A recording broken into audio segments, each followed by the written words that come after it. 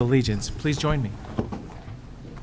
I pledge allegiance to the flag of the United States of America and to the republic for which it stands, one nation, under God, indivisible, with liberty and justice for all. Next item on the agenda is citizen input for items not published on the agenda. And I see, Mr. Bayard, you are ready to go, huh? It's front and center. I'm ready to roll. So we'll start with you this morning. Okay, so I think I'm connected. You can hear me? Yes. Okay. Well, good morning. Today I would like to speak about the County Road Department's Hannell Road Improvement Project. Thank you for giving me the opportunity to do on behalf of the Hannell United Neighbors, and some of those neighbors are here, over there, those three guys, and they're here to keep me in line. From the information we have been able to gather, this improvement project will start and be finished before any planned improvements on Highway 97 and 20 will start or be completed.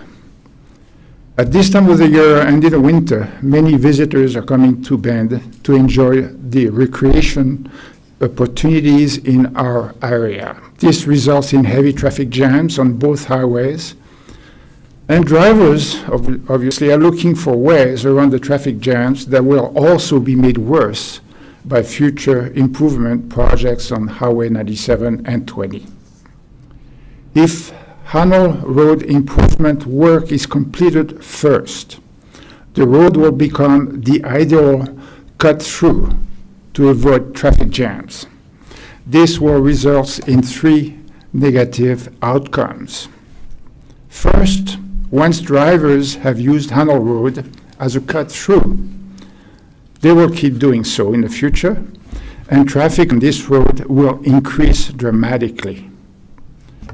Second, a large increase in traffic on Hannell Road will endanger people recreating in this corridor, running, bicycling, walking as groups, or with their kids and pets.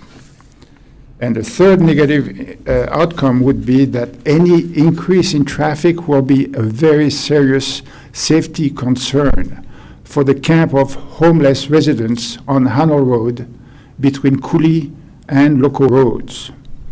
The road width is already reduced to barely 2 lanes, and sometimes one lane by parked RVs, trucks, and cars. Many of those residents walk around the road and do not always pay attention to traffic coming at them. Heavy traffic could result in serious accidents.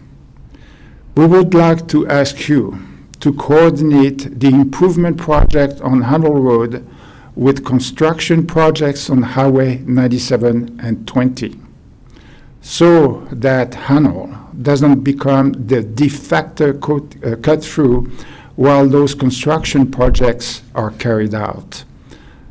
Not doing so will put many residents at risk of serious injury. Thank you for your attention. Thank you very much for joining us today. And next, a request to speak is Greg Bryant.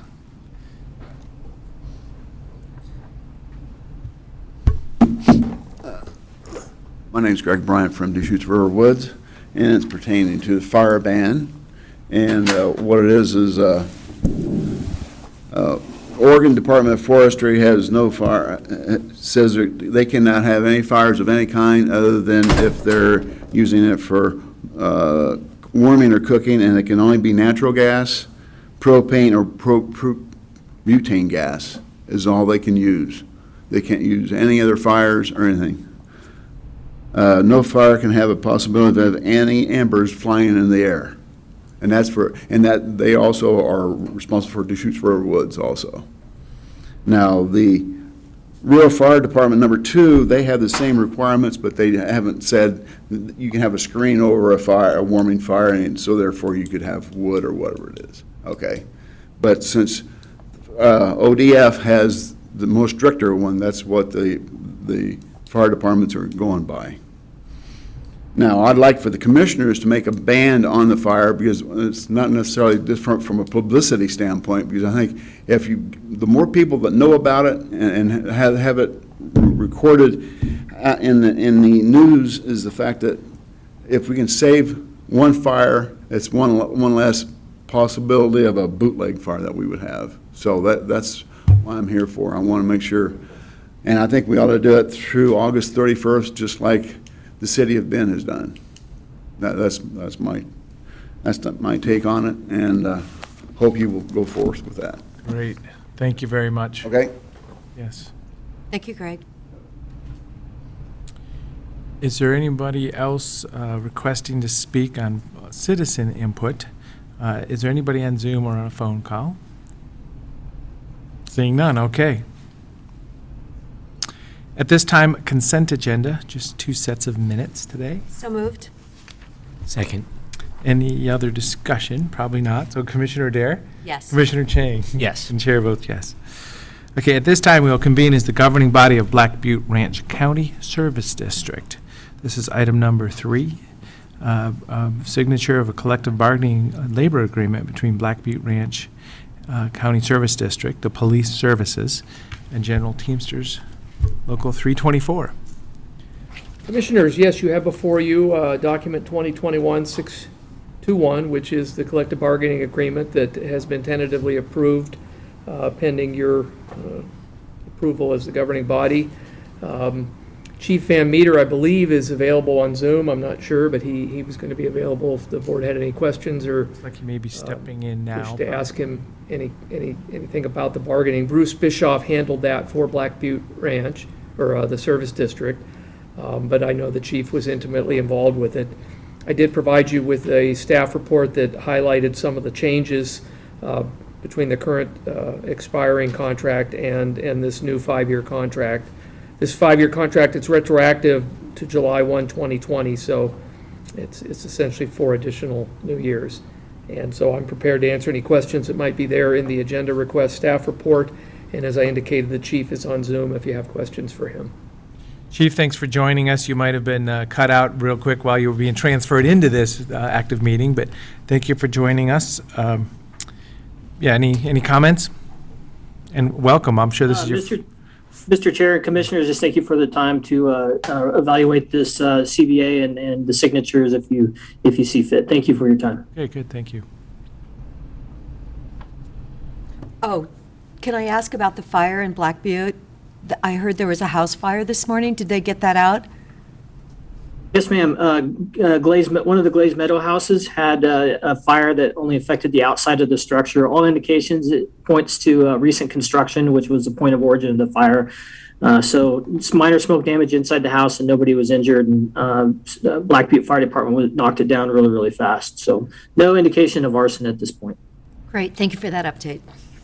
There we go. Real-time information. I know. I heard it when I was driving to town, and I was Yeah. had to ask. Okay, well, so acknowledging, there was also Bruce Bischoff negotiating on behalf of the district, also involved with this. So it's good to see that in 5-year agreement. So that's always a goal is to get out there a few years, hopefully. So congratulations on that. At least And getting also, out 4 years. Yeah. Well, yeah. Well, exactly. Yep. Commissioner, from can I add last- for the benefit of Commissioner Chang, I'm not sure if you're familiar with Bruce Bischoff, but he's a longtime labor lawyer. He's kind of known as the godfather of labor law in Oregon. He represents quite a few employers throughout the state in bargaining contracts. He's, on occasion, the county's utilized him for stuff as well. So Bruce is a very well-known labor attorney, and he has worked exclusively for a lot of years with Black Butte, does some work for Sun River. He's COCC's labor lawyer. Jefferson County uses him. A lot of cities and counties throughout Oregon have used him over the years. So, Good to know. Thank yeah, you. give you a little background. Sorry, No, that earlier. appreciate it. And then I'll. ahead.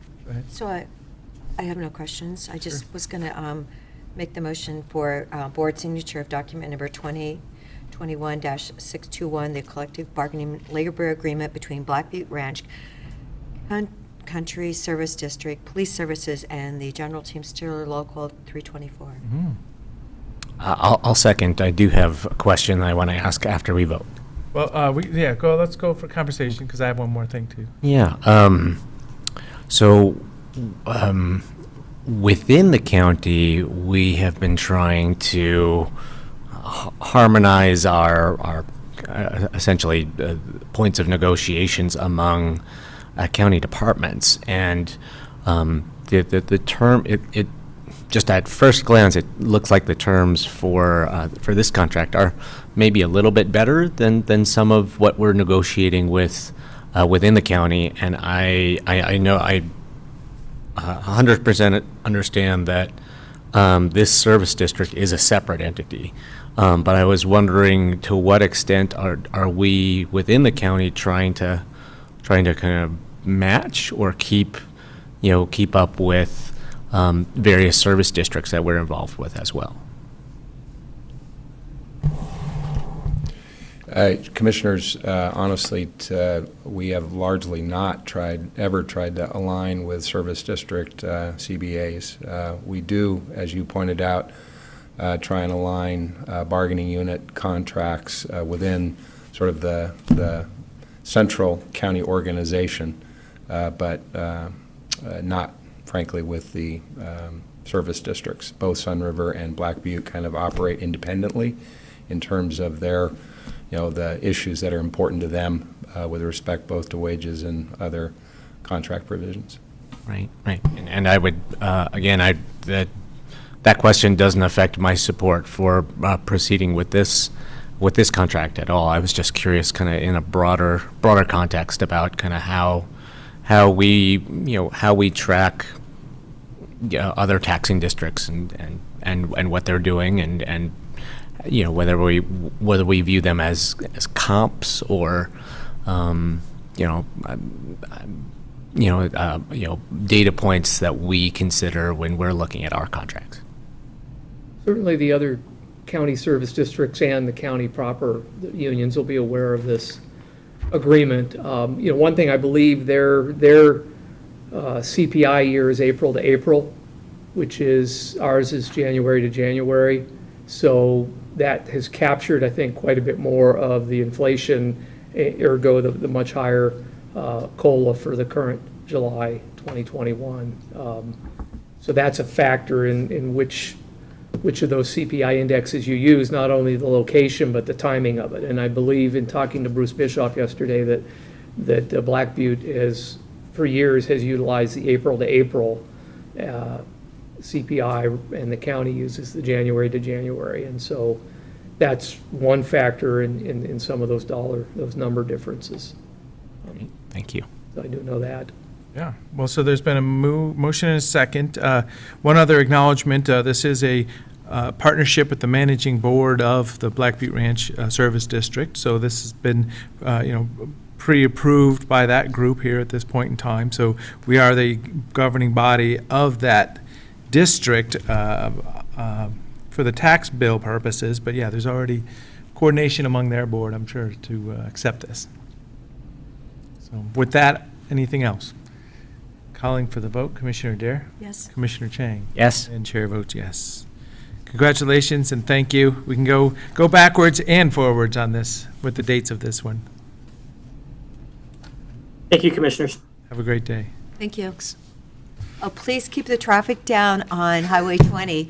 A couple years ago, the speeding was really over the top, so I know you guys pay attention there. Now, remember, a couple of people were killed? I think it was Yeah, in it's 19. really high speed. Oh, my gosh. It was such a mess. And somebody was clocked going 126 miles an hour. So a bit fast. Understood. So at this time, convening as the governing body of the Deschutes County 911 Service District, a resolution correcting fiscal year budget. Thank you, Commissioners. Dan Emerson, Budget Manager. Yes, so the budget that you saw in the proposed and the approved was correct. This was just simply a 10-key error when we were typing up the legal resolution that added $591,709 to reserves instead of public safety. So we're just asking to correct kind of that Scrivener's error and move it back at this point in time. Great. Well, this is a great opportunity for double checking, making sure what we publish is what we intended on publishing, so. Yeah, correct. Welcome any questions if there's any additional questions there. If not, I'll move approval of resolution number 2021-055, increasing appropriations and decreasing reserves within the fiscal year 2021-22 Deschutes County budget.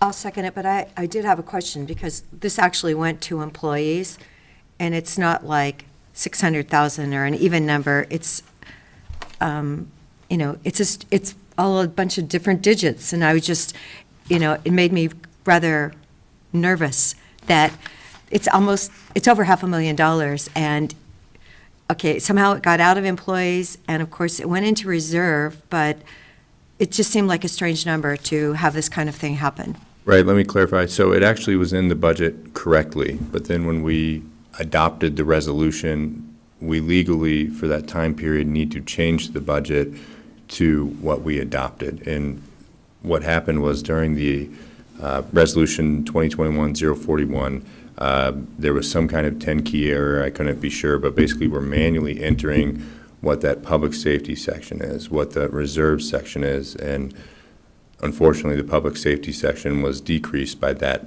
kind of random amount, and the reserves was increased. And so once that was adopted, we run a budget check and noticed that what was in Munis and what you had seen on the proposed and approved was different than, for whatever reason, what was in the legal resolution. Legally, we have to change the budget to what the resolution is. And then I chose to take it out of employees just because it's the easiest to put back in. And then I came to you guys to put it back in and resolve that error. Okay.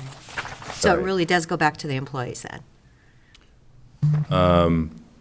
Yes, I mean, there's many categories. I could have taken that 591 out to balance. Employees was the largest, and then came back to you and said it's unclear exactly where that number 591709 came. Both Greg and myself looked at it.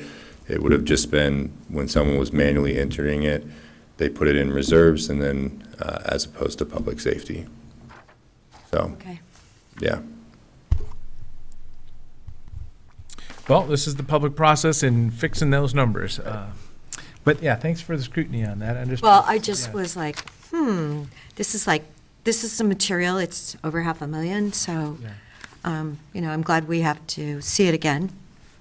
No, I appreciate the questions, and it's definitely, we do run about 4 different budget checks after the resolution to make sure that every single fund and department is correct, and that's the one that got away from us there. So. Well, I know I was worried about my carryover of my discretionary fund a couple years ago, and somehow my $1,718 disappeared or something. Anyway, so I knew about that, and this is way bigger. Okay, any other discussion? We caught it. Yeah, there you go. I'll say call him for the vote. Commissioner Chang? Yes. Commissioner Dare? Yes? And chair votes yes. Thank you. Thank you. Thanks, Dan. Reconvening as the governing body of Deschutes County, item number 5, public hearing. So this is a consideration of vacating a portion of Cook Avenue. Morning, everyone. For the record, Cody Smith, County Engineer, Deschutes County Road Department. This morning, we're going to be holding a public hearing for a proposed vacation for a portion of the right-of-way for Cook Avenue. I'm going to share my screen here.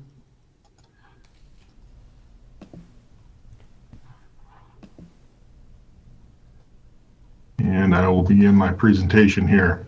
All right. So, quick little agenda for this hearing. I'm going to provide some background information here on the proposed vacation. Present the road department's findings and recommendations for this proposed vacation, and then ask the board chair to open the public hearing. And then after the public hearing, I'm going to ask the board to take up consideration of order number 2021-015. So Oregon Revised Statutes 368.326 to 368.366 provide the county with a procedure for the vacation of public roads, public property, or other public property interests that are under our jurisdiction. The county road department has received a petition for the vacation of a small portion of Cook Avenue that was dedicated to the public with the town site of Laidlaw plat that was recorded back in 1904. The petition that we received was not signed by 100% of the abutting property owners for the subject right-of-way. So under ORS 368-346, we're required to hold a public hearing for the board to consider this matter.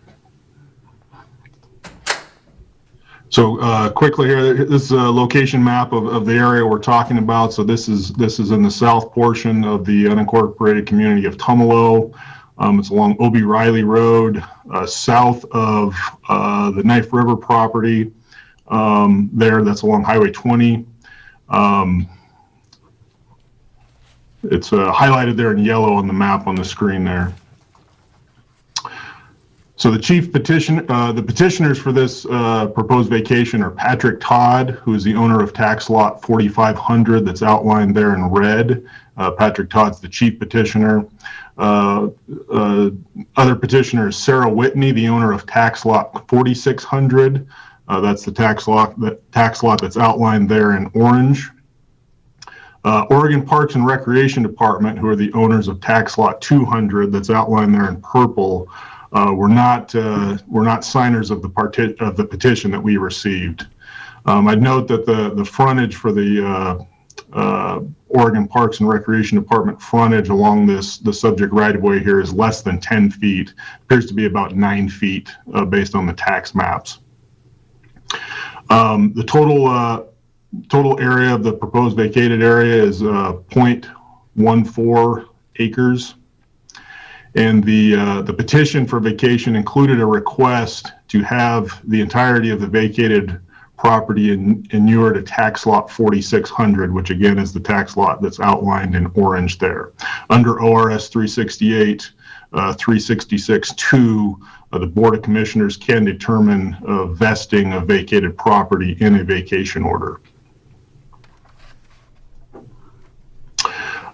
So I want to note that the segments of Cook Avenue north of this, south of Highway 20 and north of this proposed vacation were previously vacated. Last year, the Board of County Commissioners adopted order number 2020-040, which vacated the right-of-way for Cook Avenue across tax lot 4500 there to the north. Back in 2002, when the county extended and or realigned Obie Riley Road to connect with Highway 20 and Cook Avenue, and effectively abandoned the segment of Cook Avenue between Obie Riley Road and Highway 20. The segment of right-of-way for Cook Avenue across what's now the Knife River property was vacated.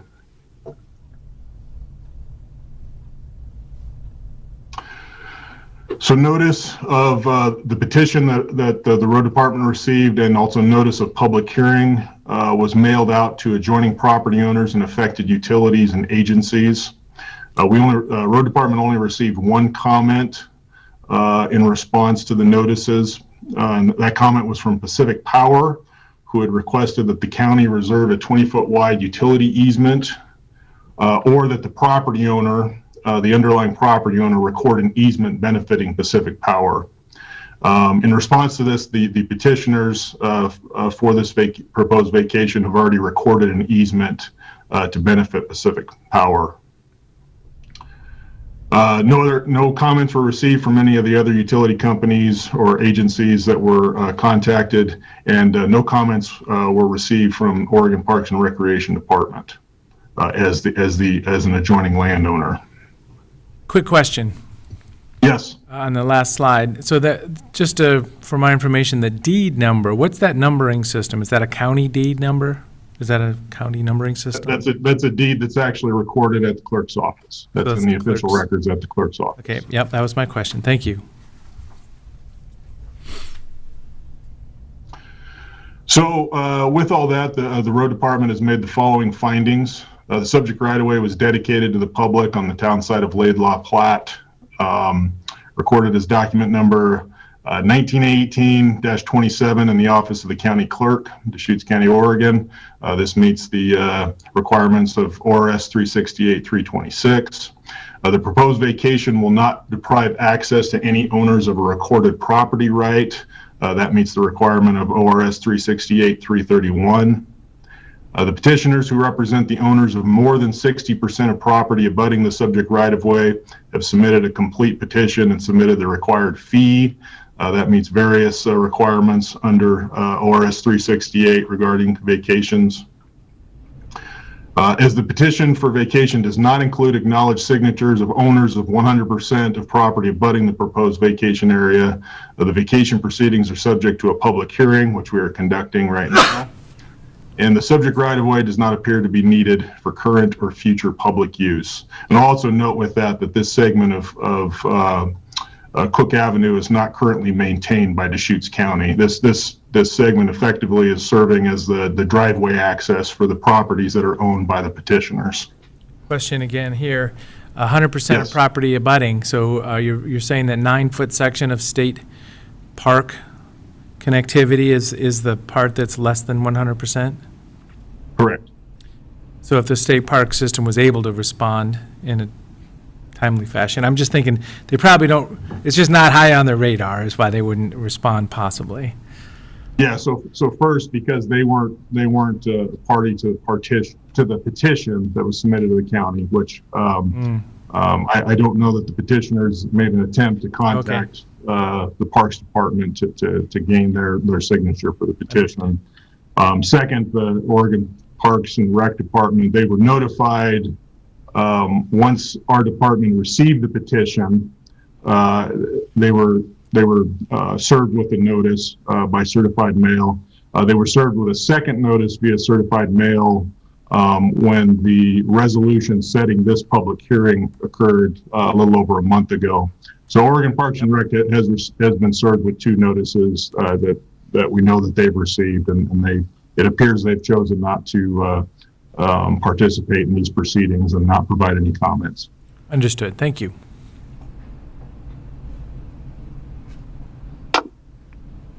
So based on the findings I just gave, the road department has determined that the proposed vacation is in the public interest.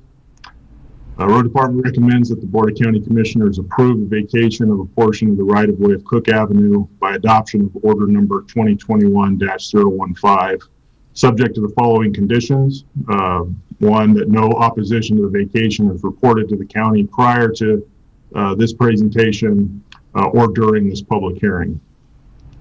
Second, that the vacated property shall vest according to the agreement submitted by the petitioners, which is included as part of the vacation order as Exhibit D, under the authority granted by ORS 368-366-2, which again allows the Board of Commissioners to determine vesting in a vacation order.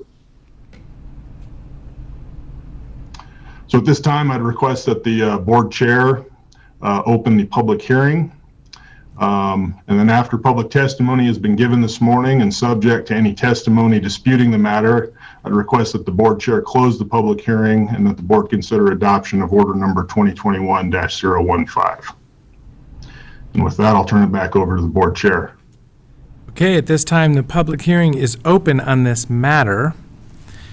Is there anyone requesting to speak on the subject? It looks like there's no one in the room. Is there anybody on Zoom? So there's no request to speak on this matter that we observe. Seeing none, I will close the public hearing on this matter. So this is order 2021-015.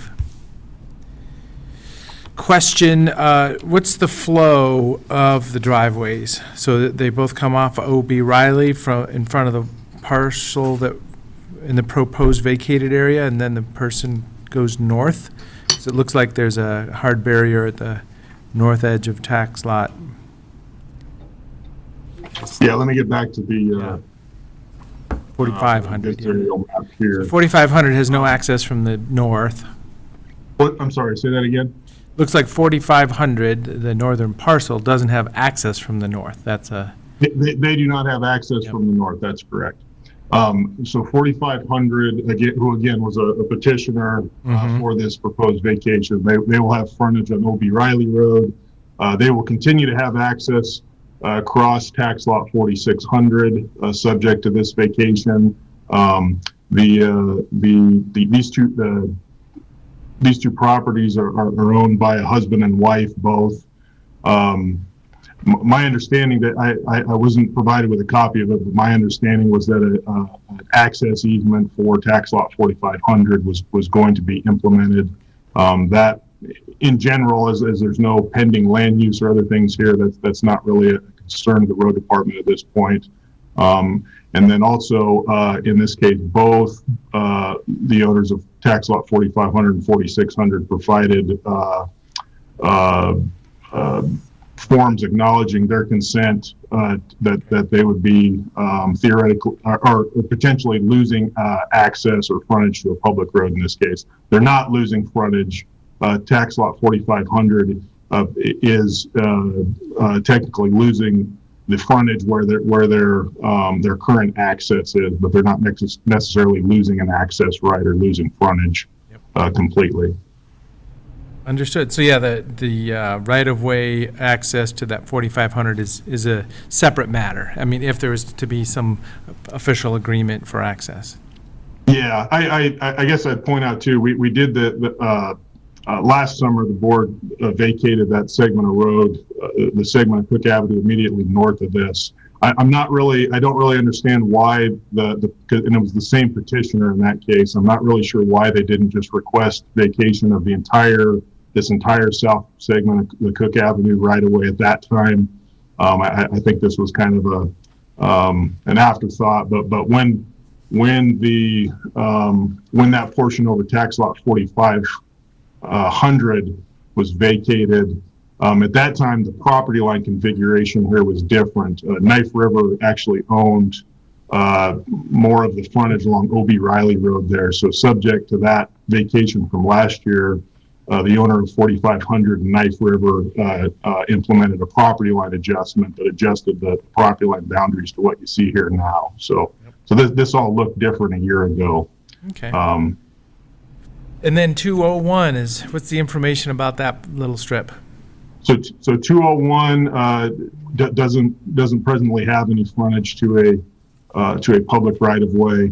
The owner of tax lot 4,600 is also the owner of tax lot 201. Okay. I'm not entirely sure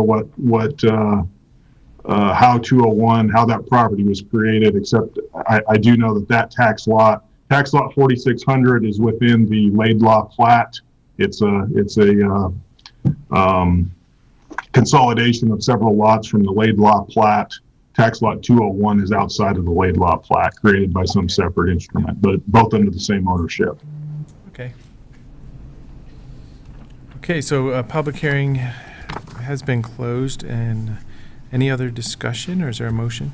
Well, can I just double check something with Cody? I think you clarified this for me earlier, but I just wanted to double check.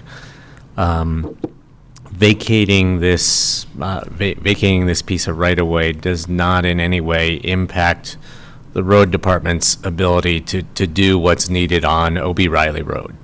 That's correct. And in the shoulder area there. That's correct. I mean, if that was the case, we would not be recommending that this was in the public interest. No, road department doesn't have any current or future needs for this right of way here. If O.B. Riley was to be, there's no plans for any improvements on O.B. Riley Road, but even if O.B. Riley Road were to be improved, through shoulder widening, even if it was, if we're talking about sidewalks or other things in the future, the existing 60-foot right-of-way there would be all that we'd need for those improvements. That's not to say if some point, 50 years in the future and O.B. Riley's being widened to 4 lanes, this small chunk of right-of-way might be nice to have then, but there's going to be, there's going to be a lot of right-of-way that would be needed by that point. So in the context of our current and anticipated future needs here, we don't need this piece of right-of-way. Great. Thank you. Oh, Cody, it's Commissioner Adair, and I did notice it's Exhibit C, but it doesn't seem like it's referenced in the order, but Patrick is actually with one T, Patrick Todd. And so I didn't know if that was, it doesn't look like that goes into the official record, but yeah, his name is signed with one T. So if that one goes into the official, it doesn't appear to, I just thought that should be corrected. Okay, I can take a look at that, and if something needs to be fixed there, we can get that fixed. Yeah. Okay, is there a motion? I move we approve order number 2021-015, the vacating a portion of the Cook Avenue. I'll second. Any other discussion? Seeing none, Commissioner Adair, Yes. Commissioner Chang, Yes. and Chair votes yes.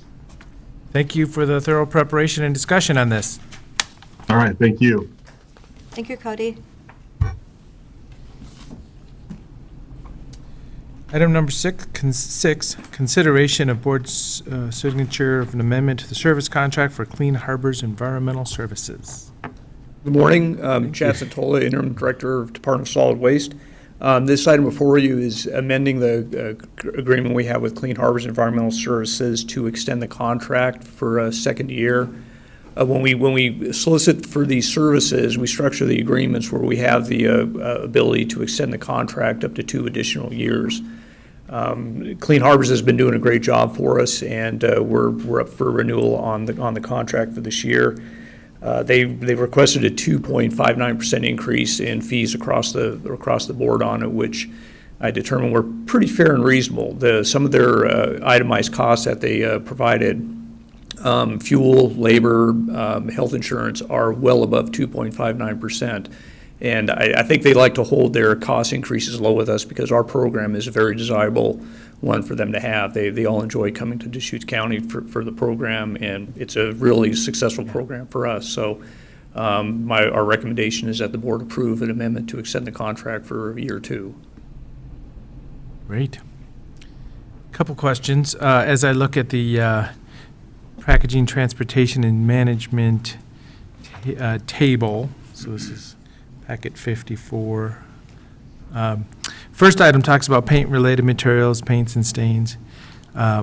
So just acknowledging, so there is a paint recycling program in the state of Oregon, and these are other dollars we have to spend in support of paint recycling. Is Well, this correct? actually, the consumer spends the dollars for the state's paint recycling program. If you buy a gallon of paint at Home Depot, there's actually a line on your receipt that shows how much of your bill actually goes to the state of Oregon for the state's paint program. We collect a lot of paint through the recycling center at Knott Landfill. That goes through the state's program. There is no direct cost to Deschutes County for that service. The consumer pays for that. The paint that's on the agreement with Clean Harbors are paints that are not included in the state's program. 2-part epoxy paints. There's some other specialty kind of paints that are not accepted in the state's program. So when those show up at our household hazardous waste offense, Clean Harbors takes those away, and we pay for that. Okay, so that is truly a different set of products that are Correct. not charged that fee. That's correct. Okay, good. That's great, because when I saw it, I'm like, are we paying for it twice? Yeah, a subset of it, but When that program came up, before the state's program came up, half of what we were paying for our household hazardous waste program was for paint-related materials. And when the state's program started, we reduced our budget for this by about 50%. It was a good. huge Yes, savings for the we've seen county. that. Yeah. Wonderful. So the other one is fluorescent tubes. Is there a path of reducing fluorescent tube disposal, as in, I know it's a mercury issue, I think, and there's been a lot of just evolution in the industry, and, is there any thoughts on, I just think it's probably a declining. It is, and I'm glad you asked about it, because this is a remarkable number. So we pay for fluorescent tubes by the foot through Clean Harbors, so I know exactly how much. 4 and 8 we get. foot, yep. Last year, we collected and recycled over 13 miles of fluorescent tubes through the hazardous waste program. Those are 100% recyclable. The glass is recyclable, the aluminum end caps are recyclable, the mercury itself is recyclable, and the other powder product goes into cement manufacturing with it. The trend is likely going downward. I really haven't looked year to year to see what we're seeing on what we collect in fluorescent tubes and the CFL bulbs. But I know myself personally, I moved to LED lighting in our house, and I think a lot of people are moving that way. The cost of LEDs is going down. There is no mandate or directive for the public to do anything with that, but I think the industry trend is definitely getting away from fluorescent tubes. Originally they were the energy efficient solution to the traditional incandescent bulb, and LEDs have now become the energy efficient alternative. But I guess, is there a non-mercury version of fluorescent tubes that doesn't need this kind of disposal, is where I was going with it? There's a low mercury alternative. If you look at fluorescent tubes, they'll have a green cap on the end. Those are low mercury alternative, but they still have mercury in them. So And they still need to be disposed. they still in need this to be fashion. properly managed. Okay, yeah, that was kind of my question. Is there one that's no mercury, but there isn't? If it's Right. fluorescent, needs to Yeah, be disposed. mercury is the active ingredient to get a Yep. fluorescent light to work. Okay. And it's the active ingredient that means it needs to be disposed of in this fashion. Right. Okay, well, yeah, those are just two items. That was great. I learned a whole bunch about my barn lighting. Yeah. I knew I had to recycle them, though. And the lights that are right above us. Mhm. Chad, I'm curious. So this company, if I was reading this correctly, is from Massachusetts. That's where their headquarters is. When we do the solicitation for this program, for all intents and purposes, there are only 2 vendors nationwide that provide the service, Clean Harbors and Stericycle. Prior to Clean Harbors, Stericycle had it. They seem to rotate with us about every 3 years, and they sharpen their pencil and try to get below the competition. So there aren't a lot of vendors that provide this type of service. And the ones that have provided are absorbed by Clean Harbors and Stericycle. Yeah, I was just kind of wondering about the state of the industry, whether it was a couple of large national companies, or whether there was a more regional or local.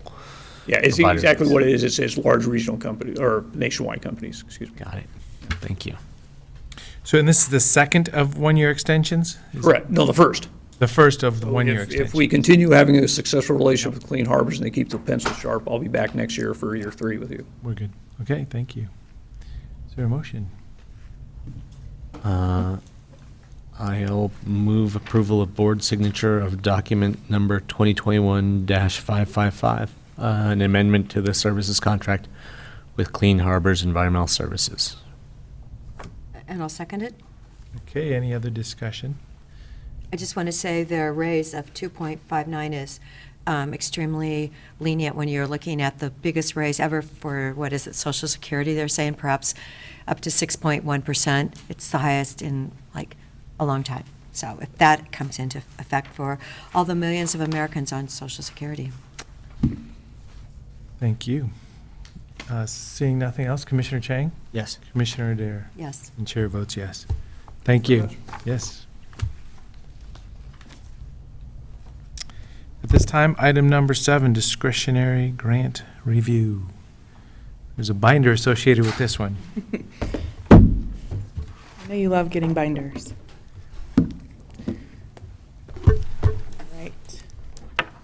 For the record, Laura Skundrick, Administrative Analyst, here to discuss the first quarter of fiscal year 22 for the discretionary grant program.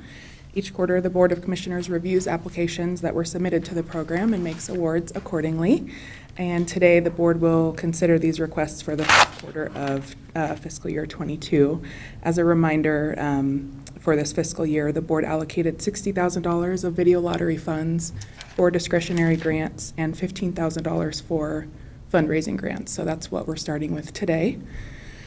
And if you'd like, just to start from the beginning, we have our spreadsheet here. If you're able to see that, can we make that a little bit bigger? Not sure.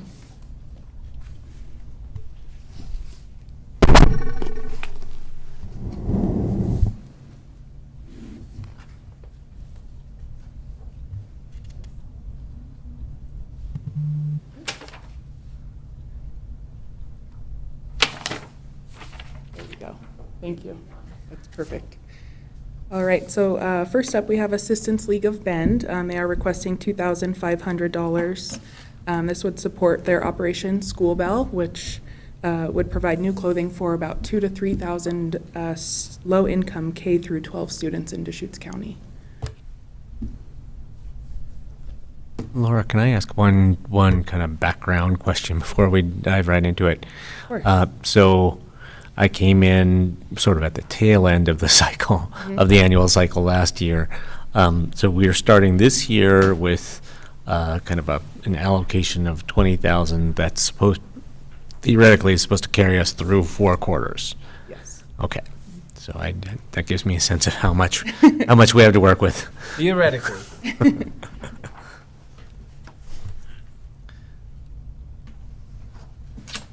So I'm happy to do 1,000 for Assistance League. Thank you. I don't think we've given him anything since last summer when we had that extra funding left. Remember when we divided it, I think, so it came out to 1718 per, it was our 5th quarter, wasn't it? Yeah.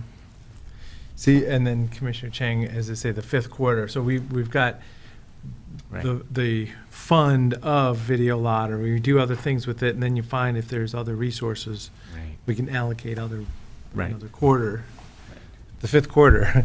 So Yes, I know. Okay. Didn't make any sense, did it? well, it's just the way it ended up happening. So 500 for me for Assistance League Bend. And Commissioner Adair, what amount did you say? 1,000. 1,000. Okay, thank you. I mean, when you see their advertisements, these are kids that have never had their own new shoes, their own first T-shirt. I mean, something actually new. They take them to targeted shopping, and it's really, it breaks your heart. Yes, great program for sure. 500 for me as well, please. Okay, thank you. Next up, we have the Clear Alliance request for $3,000. This would support their summer interns. They will be assisting administration to promote the launch of their updated materials, which you may recall we supported that update in a previous quarter, last year in quarter 3. So they'll be getting those materials out to the community, and those interns will be working from June through September. This would cover those months. So a couple thoughts here. Everybody's looking for employees right now, so interns for Clear Alliance is an interesting concept. And I deduced that I'd support 500 again, so my intention would be 1 intern opposed to 2, but I'm not telling the other commissioners what to do, just what I was thinking, so. I was, well, as I was reading through this proposal, I was hoping to see some metrics, just, if you don't have a sense of how many people you're going to reach with your pamphlet or your video in the, that you're developing right now in the future, or with your interns, at least kind of metrics of, what your impact has been previously, and the lack of metrics was I felt like it would have made the proposal stronger, to have a sense of how many people are being touched by the. I believe they've had their program in 30 of 36 counties in Oregon. It's pretty unbelievable what they've done. Mandy's been running the program for quite a while. Because we just did give them 2,000. I'll match Commissioner DeBone at this moment and do another 500.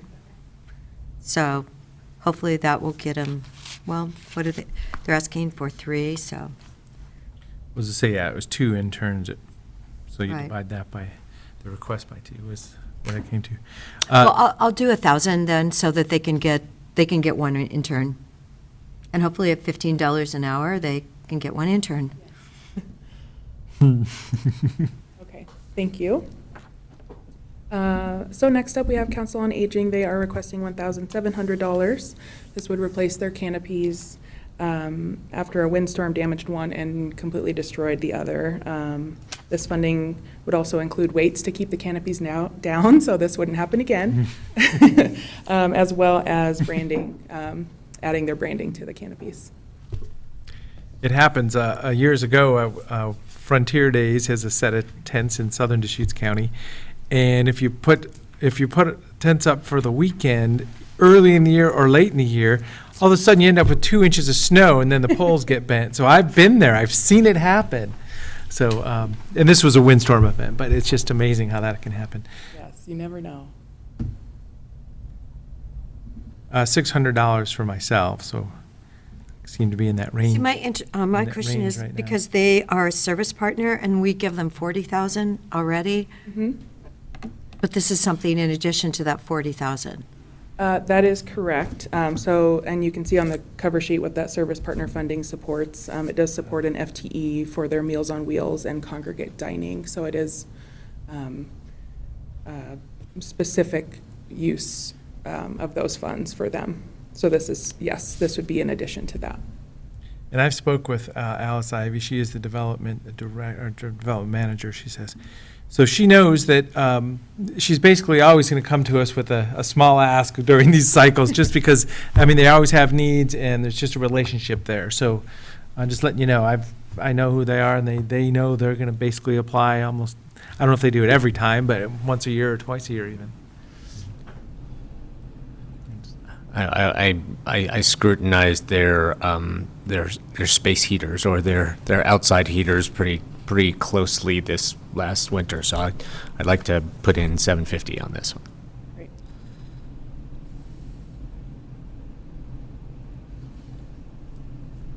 So I'll make up the difference so they get their 1,700. Sure. So what, 350? Something like that. Like that. Yeah, 350. $350. Okay, thank you. Next up, we have Earth Wind. They are requesting $2,500 for their Eco Club Video Challenge. The funds would be used to create a program website and a flyer for the challenge, and they would plan to continue using these in future years for the same challenge. This is an opportunity for middle schoolers to potentially win a monetary prize to create their own eco club at their schools. So Earth Wind, we haven't heard from them before. If you're not familiar, their mission is to educate and grow awareness of mindful living for global well-being. Their focus, and they strive to empower children and adults by helping them realize that their actions make a difference. So I'm not interested in investing in this one at this time. I don't mind getting to know who's behind this and what's going on. It does mention the school district and middle school students, so there may be other ways to do this. But once again, just like every time, I'd love to know who's behind it and have a relationship, so you can, notify them that, please call Commissioner DeBone, and we'll get to know each other too. Great. Thank you. Similarly, with all the important projects we have in front of us, I'm reluctant to put anything into this project right now, given that I very much support the goals of this project, but I also think that there's actually quite a lot going on in our schools already. Kids have the opportunities to plug into environmental clubs or an environmental elective, or not electives, but for example, my son, that's one of the things that they can do with the kind of flex period at the end of the day, once a week, is participate in a group that's working on things like this. So. Okay, thank you.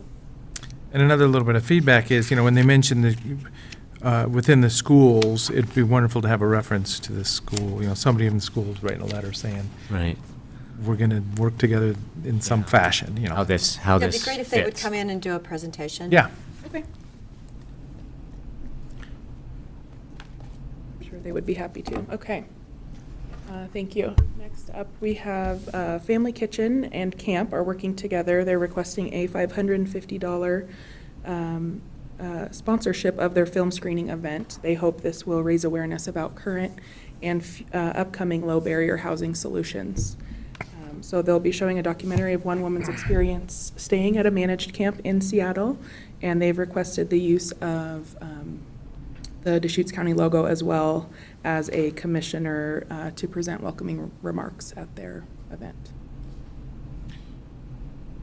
So I like the idea of this. I don't know that this is the right fund for it. Let's put this with the Homeless Leadership Coalition. And if the HLC wants to advocate for dollars, once again, it's kind of a reference. It's family kitchen idea. But man, this is the topic of the day. So let's redirect this to that effort at this point in time. And if it's a partnership with the city of Bend, and I could see myself being involved with something like this. So just kind of the set of funds. I'm inclined to support this. I think that there's a whole lot of discussion about managed camps right now, and this video that kind of gives like an inside view of what life, who is living in places like this and how they're living, I think is could potentially a very valuable contribution to the discussion right now. So I'd like to support this with at least $250, and if neither of my colleagues are interested in putting funds into this, then I'd increase that. So I'll do $250. Great, thank you. So I'll do 50. Okay. Okay. well, Okay. I'd say, I just trying to categorize that somewhere else, that's all. Yeah. Exactly. Well, I can understand that. Yeah, but each of these groups, Family Kitchen and all the other service providers, they each, there's a reason that there's a number of groups. They each kind of have their own role and voice, and Family Kitchen has been a extremely important player in homeless services in our region. Okay, thank you. Next up, we have Habitat for Humanity La Pine Sun River. They are requesting $2,500 for their critical home repair program, serving low-income homeowners. This includes plumbing, electric, roof insulation, heating, access ramps, all sorts of repairs that will be done to keep people in the homes they're already in and keep them safe. The program will serve about 20 to 40 families throughout the year with this funding. And I'll be happy to do $1,000. I know how expensive it is when you need something done on your home, and it, for some people it's overwhelming at times. Absolutely. So I was at the Rotary, Sun River Rotary event. There was a discussion about water system failures, well failures right now, and that's a call they're getting once in a while too. And those are tough because even if there's resources, there's a long lead time for any well activity right now. But yeah, so on top of everything you mentioned in their application, water systems, I'll do 1,000 also, knowing that this, wherever it goes, it'll be well invested. And I'll add the 500 to get them to 2,500. There we go. And also just flag, it's a very separate request, but we definitely, I hope we can kind of finish sorting through their land requests soon and figure out what we're doing there. My wife was asked to be on the board of this Habitat group recently, so she's going to be on the other side of this also. Well, that's good. Just letting you know. Does that mean you're going to need to recuse yourself? Well, she hasn't done anything yet, but she was asked, so. Okay. All right. But now you know. Good to know. The High Desert Education Service District with the Central Oregon STEM Hub is requesting $2,500. These would be used as partial match funds for a $200,000 grant from Oregon Community Foundation for the Ignite Central Oregon program.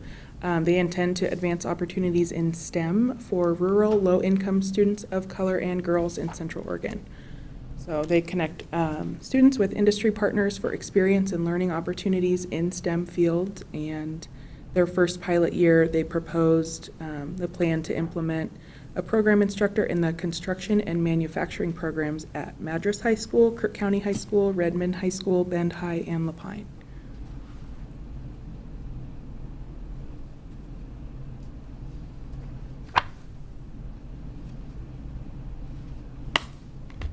They have an amazing opportunity here to get a match up to the 200,000. Yes. So, and they're asking us for 2,500. I know, I hope they have, you know, an opportunity clearly to get up to the 400,000. So I'm always hesitant to step into education, knowing that that's its own ecosystem. And once we start to do that, you know, because it's that awkward moment when a classroom teacher fills out an application and said, I got a great idea, and we could just spend all kinds of money down that path. Not that it's a bad thing, but it's just trying to, as I say, draw a little bit of a line there. So I'm hesitant to support this just because of that policy, in my mind. I'm open to partnerships like this, and you know, STEM education is maybe more important than ever after the pandemic, because we've depleted a bunch of our healthcare workforce, and we're going to need to replace them. So I'd like to support this with 500 and could possibly go higher.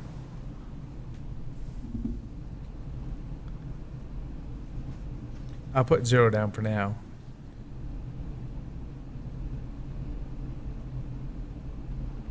I'll do the 500. Great. Thank you. Yes, yesterday I heard that the state is funding more money than ever to the schools, you know, K through 12. But my question was, well, is the school year going to be increased? Because, you know, Oregon school year is the shortest in the nation. And I was told that, well, no, this is an individual school district problem that we have such short school years for our children. So please talk to your school districts and ask them to make us competitive with the other 49 states. Wow. Yeah, I know, isn't that amazing? If we're spending more and yet no one's saying, hey, let's add an extra, I mean, after COVID, should we not add an extra 10 days or something? 20 days, I would think. Because I feel like there were those kids at the bottom that they're really at the bottom now. It's a problem. All right, next up, we have High Desert Food and Farm Alliance. They are requesting $2,500 to support their Grow and Give program. This collects and donates fresh produce from local farmers and gardeners to the regional food bank at Neighbor Impact. This fresh produce was being donated by farmers, and during the pandemic, they did start paying those farmers for their donations because their established markets were shifting and disappearing. So they are hoping to continue that practice as they found it had a great impact on those farmers. So the concept of grow and give is so disconnected from the concept of a farmer growing to make a living for a profit so you can live on your land. So just pointing out that it seems like it's a disconnect from what a farmer would do, even though I know they're trying to employ that, you know, make that happen. So as I say, I don't mind funding this in some fashion, but there's a conversation in there too. Because I mean, I want to get my home garden going too, but growing and giving, the concept is just a disconnect from the purpose of trying to be part of an economy. I mean, I think if I understand what's happening here correctly, you have local food producers who are, you know, they're growing stuff, they're growing crops, and they're selling to, you know, local chefs and restaurants, and you know, they've got community supported agriculture boxes, and are selling at farmers markets, and then essentially the additional cost for them to grow a little more is not it's an economy of scale thing. So they can add a little bit, and then they could donate a little bit, and then when someone says, actually, we really appreciate you, offering food to, some of our neighbors here in Central Oregon who are in need. Particularly the partnership with the food bank. That being able to add to the staples that food banks can get from grocery stores, fresh, nutritious produce. It makes the food assistance, the nutritional assistance, that much better. So I think this is I very much support this program. I guess you can ask the question, well, if the farmers were willing to just grow that extra little bit before and donate it, how do we feel about paying them for that now? And I at the current moment, I feel pretty good about it, but so I'd like to put 500 into this for starters, and we can at the end maybe take another look at it. I'll do 500 also. But yeah, the whole concept of having a little extra and giving it away is a choice of anybody to be able to be, philanthropic with their time and talents and resources. But for us to pay to give, for somebody else to give something away, I mean, the logic train just falls off for me there. And as I say, I'm supportive of this, but we got to be careful about how we're even saying those words. Well, as I drove by Rain Shadow Organics last night, and I saw their corn, and then I was just in Umatilla County this last weekend, and I saw the corn in Umatilla County. They have converted, didn't see any hemp, but their corn fields are enormous, and their corn was like, I know Rain Shadow does a great job, but the corn in Umatilla was like 3 times bigger. I mean, their corn, because of the growing season that we deal with here in Deschutes County, it's, the second shortest, right up there with Wallowa. So yeah, what a difference. Their cornfields were magnificent. Apparently, because of the ethanol, the corn price has really gone up, and so that's what a lot of people have converted in the state to corn. It was unbelievable, the number of cornfields that we saw. So anyway, I will have to come back to that one, but I appreciate the idea. I mean, especially when you consider the water that people are getting, they definitely need some kind of economic reward because they're working extra hard in order to make those decisions. So next we have Core Community Land Trust. They are requesting $2,500 to upgrade their website. This is a one-time project. This would increase usability for home buyers and homeowners. It would ensure that lower income households can easily learn about things like affordable home ownership opportunities. They can apply for educational sessions that are offered and access other resources to use as a homeowner. I like the work they're doing. I don't know that this is the right investment for these kind of dollars at this point in time. This is very specific effort and organization, and it's a good ask, but I'm not supportive at this time. I'll do 500. I really like their program. It was a pleasure to go to the dedication ceremony the other day, and I drove by it. Gosh, when was it? Like yesterday, I think. Coming from the backside, and they've done a lovely job. Nice. It's really amazing. And met the woman that's going to get to move into her home the 1st of August, and she just got lucky and got the home, and she's so appreciative. So. That's great. I would put 500 into this as well. I mean, I'd feel.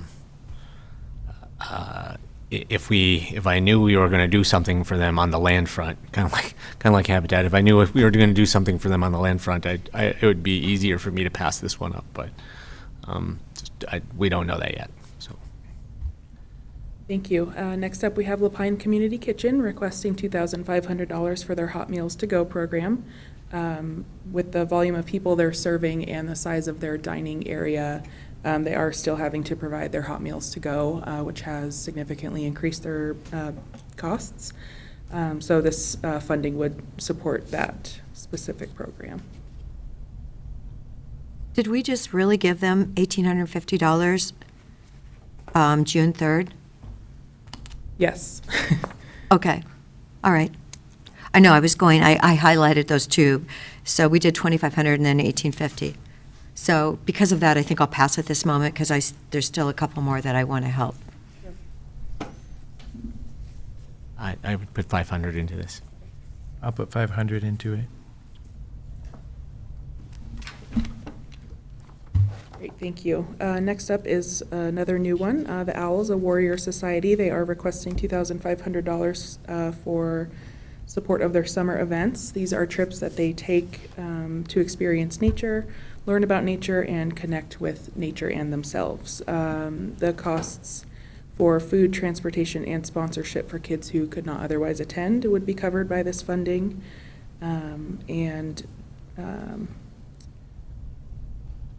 This is just a small note about the program. It's a mentorship program for young men which focuses on instilling values such as honesty, integrity, courage, and strength.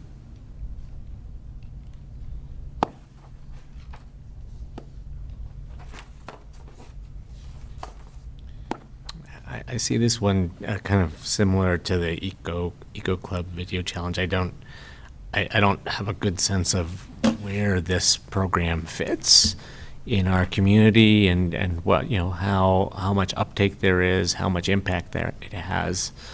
So I'd be hesitant to invest in it right now. Yeah, I'd like to pass it this time also.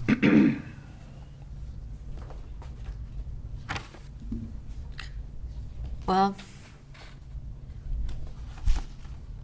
I do appreciate what they're trying to strive for, and actually, it's starting tomorrow, the 22nd. Yes, they're leaving tomorrow from Bend, so it sounds like we might be a bit late for this funding, but maybe if they could come in and say, you know what, we took so many kids, and this is what we, give us a bit more feedback on the program. I do think it sounds worthwhile. Okay. Pass that on to them. Thank you. Next up is the Ronald McDonald House, and they are requesting $2,500 for their Meals from the Heart campaign. This stocks their pantry at the house, their refrigerator, and the freezer for families who to eat while they are staying at the house. So these funds will continue to keep the pantry full through the end of this year.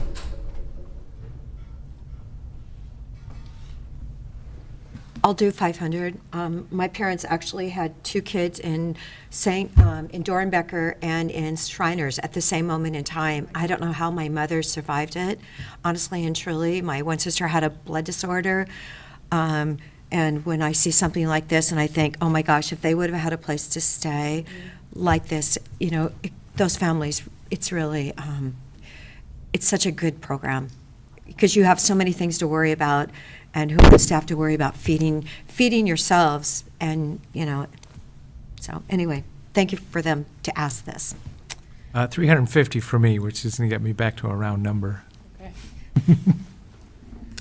I'll put in 250, and yeah, I'm very glad we were able to support Ronald McDonald House in their expansion plans or renovation plans through the ARPA funds.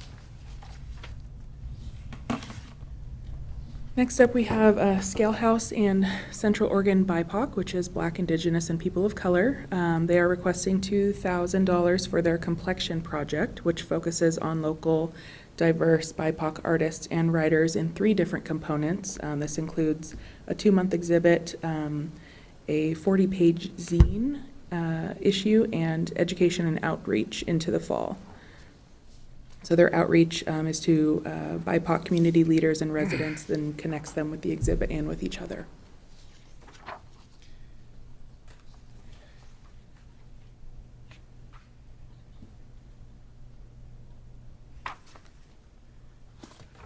So we've supported Scale House Art. What do we call it? Arts and culture grants. Well, Scale House Arts Exhibit. I'm just looking at the previous dates here, arts and cultural grants. So this is the Scale House, which is a gallery, I guess is the idea. Do we have arts and culture grants coming through this year? So those are typically reviewed at the end of the year. End of the fiscal year? End of the calendar year?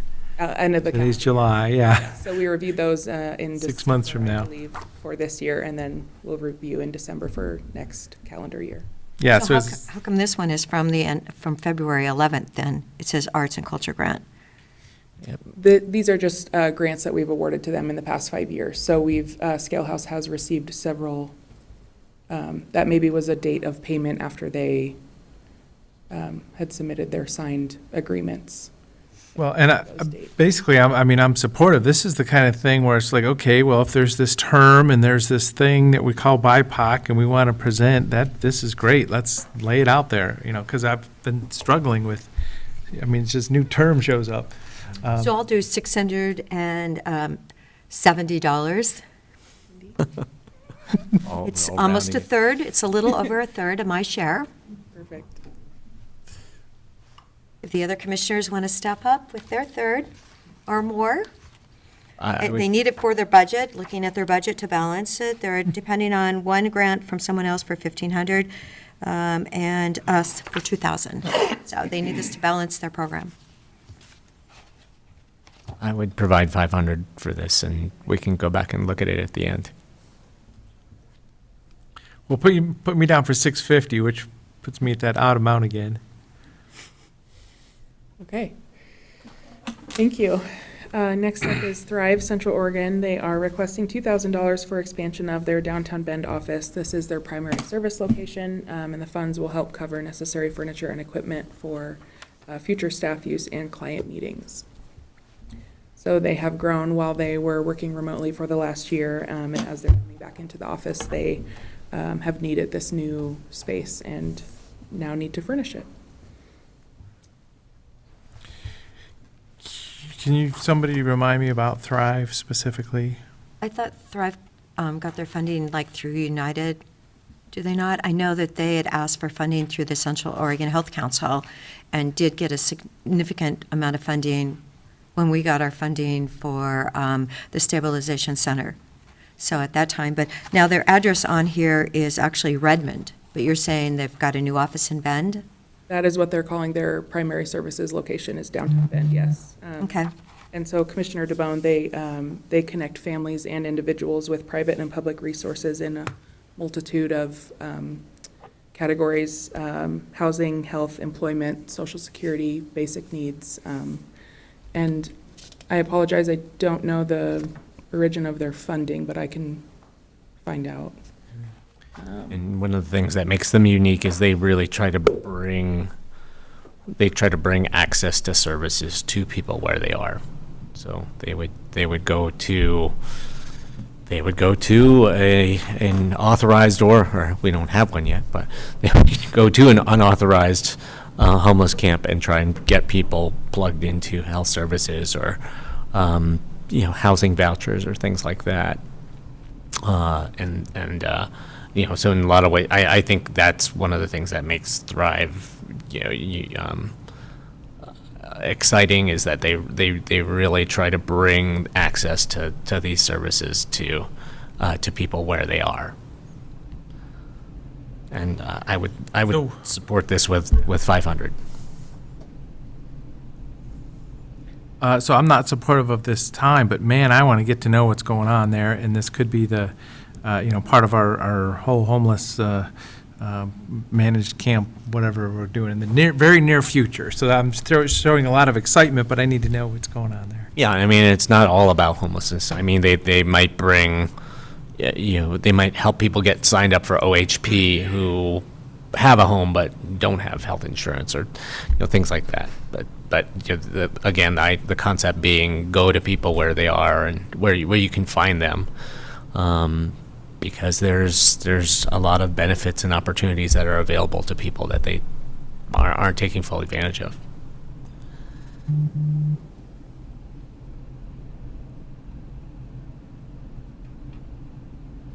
Laura, I'll just do 200. I know that they do run an amazing program, so hopefully we can help them a little bit. All right, thank you. Last for this category is the treehouse therapies. So as a reminder, Board Order 2020-036 approved the treehouse therapies request for an installment plan for the payment of their SDC fees. So the cost to them is $1,419.90, which is due each year in July and January for 10 consecutive years. So they are requesting this amount, and this would cover their July SDC fee payment. These fees are for their newer Redmond location, which allows them to provide an additional 200 visits per month. So I know that, yeah, I've been involved with this originally, and this is it's going to have to be kind of a standalone ask each time they want to do this, but I don't remember that we made a long-term commitment to SDCs. I'm just thinking, and it's probably verbally, I don't know that do you remember, Tom? So. I believe we did. But for the next. Might not have been the best idea, but. 10 years, but we I think it was the first few is what I was thinking. But as I say, they can always ask, oh, there's nobody did anything wrong here. I just, Yes, what was so the. the original approved amount was the first two installments, so. Yeah. The July and the January. Which have already been done. Yeah, so, yeah. So this is just asking for the next one out of the kindness of our hearts. So, these were SDCs that were due to the county. And yeah. we forgave 2 years, is that? We, I think this is in the rural, right? So this is in Redmond. rural. And it was a transportation Sounded like it was a SDC. converted farmhouse, so. Yeah, so it's a transportation SDC is what I'm thinking. And awarded the first there is a choice to be able to do it over a long period of time. And it was just kind of the discussion back and forth as they came online. Did they ask us for a full waiver? And we said, no, let's do some of this. So, Maybe we could renegotiate their interest rate. It's at 4.9%. Maybe we could cut that in half or something. well, and that's You know. a rule by anybody in the rural for Really? their SDC, so we want to be careful with that. Okay, so we wouldn't want to do a new precedent, but since we're saving money with our refinancing, you know. Well, and I mean, I think the statement was, let it help us get started and we'll be good to go. So there's a conversation in there. For me personally, I'd love to talk to him right now. So. I mean, my impression is this is an organization that's providing, unique and really important services in our community, and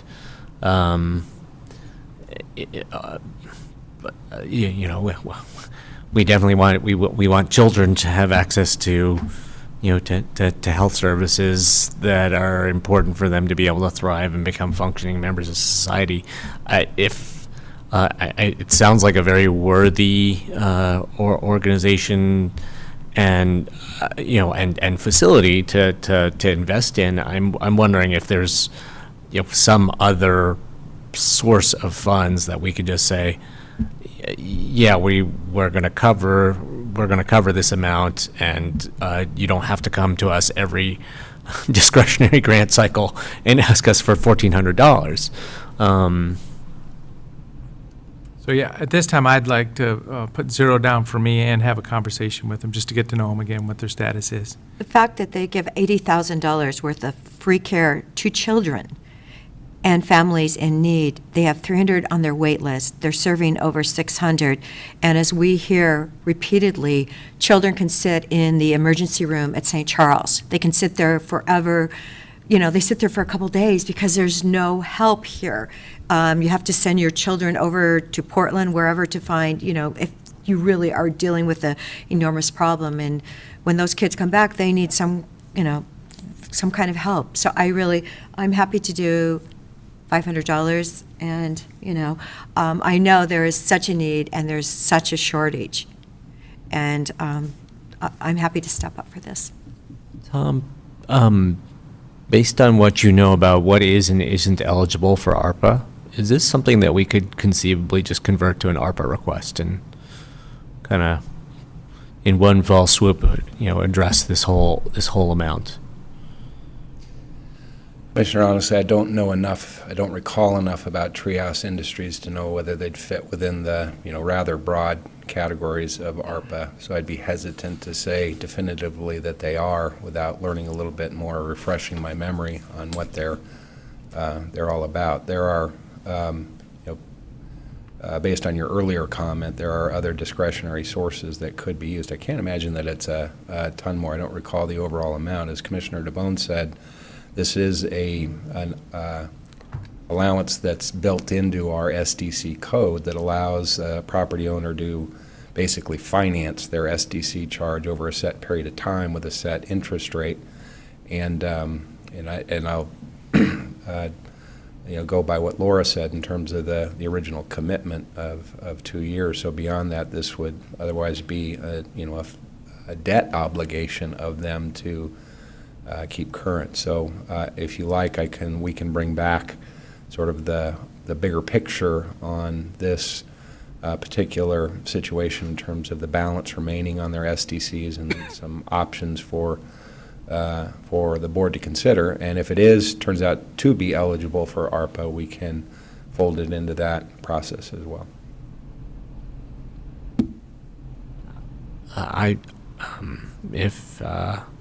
It sounded like there was some interest in having a broader discussion with these folks and taking a look at the situation, and I would support that if there's interest across the board. I want to talk to Treehouse Therapies.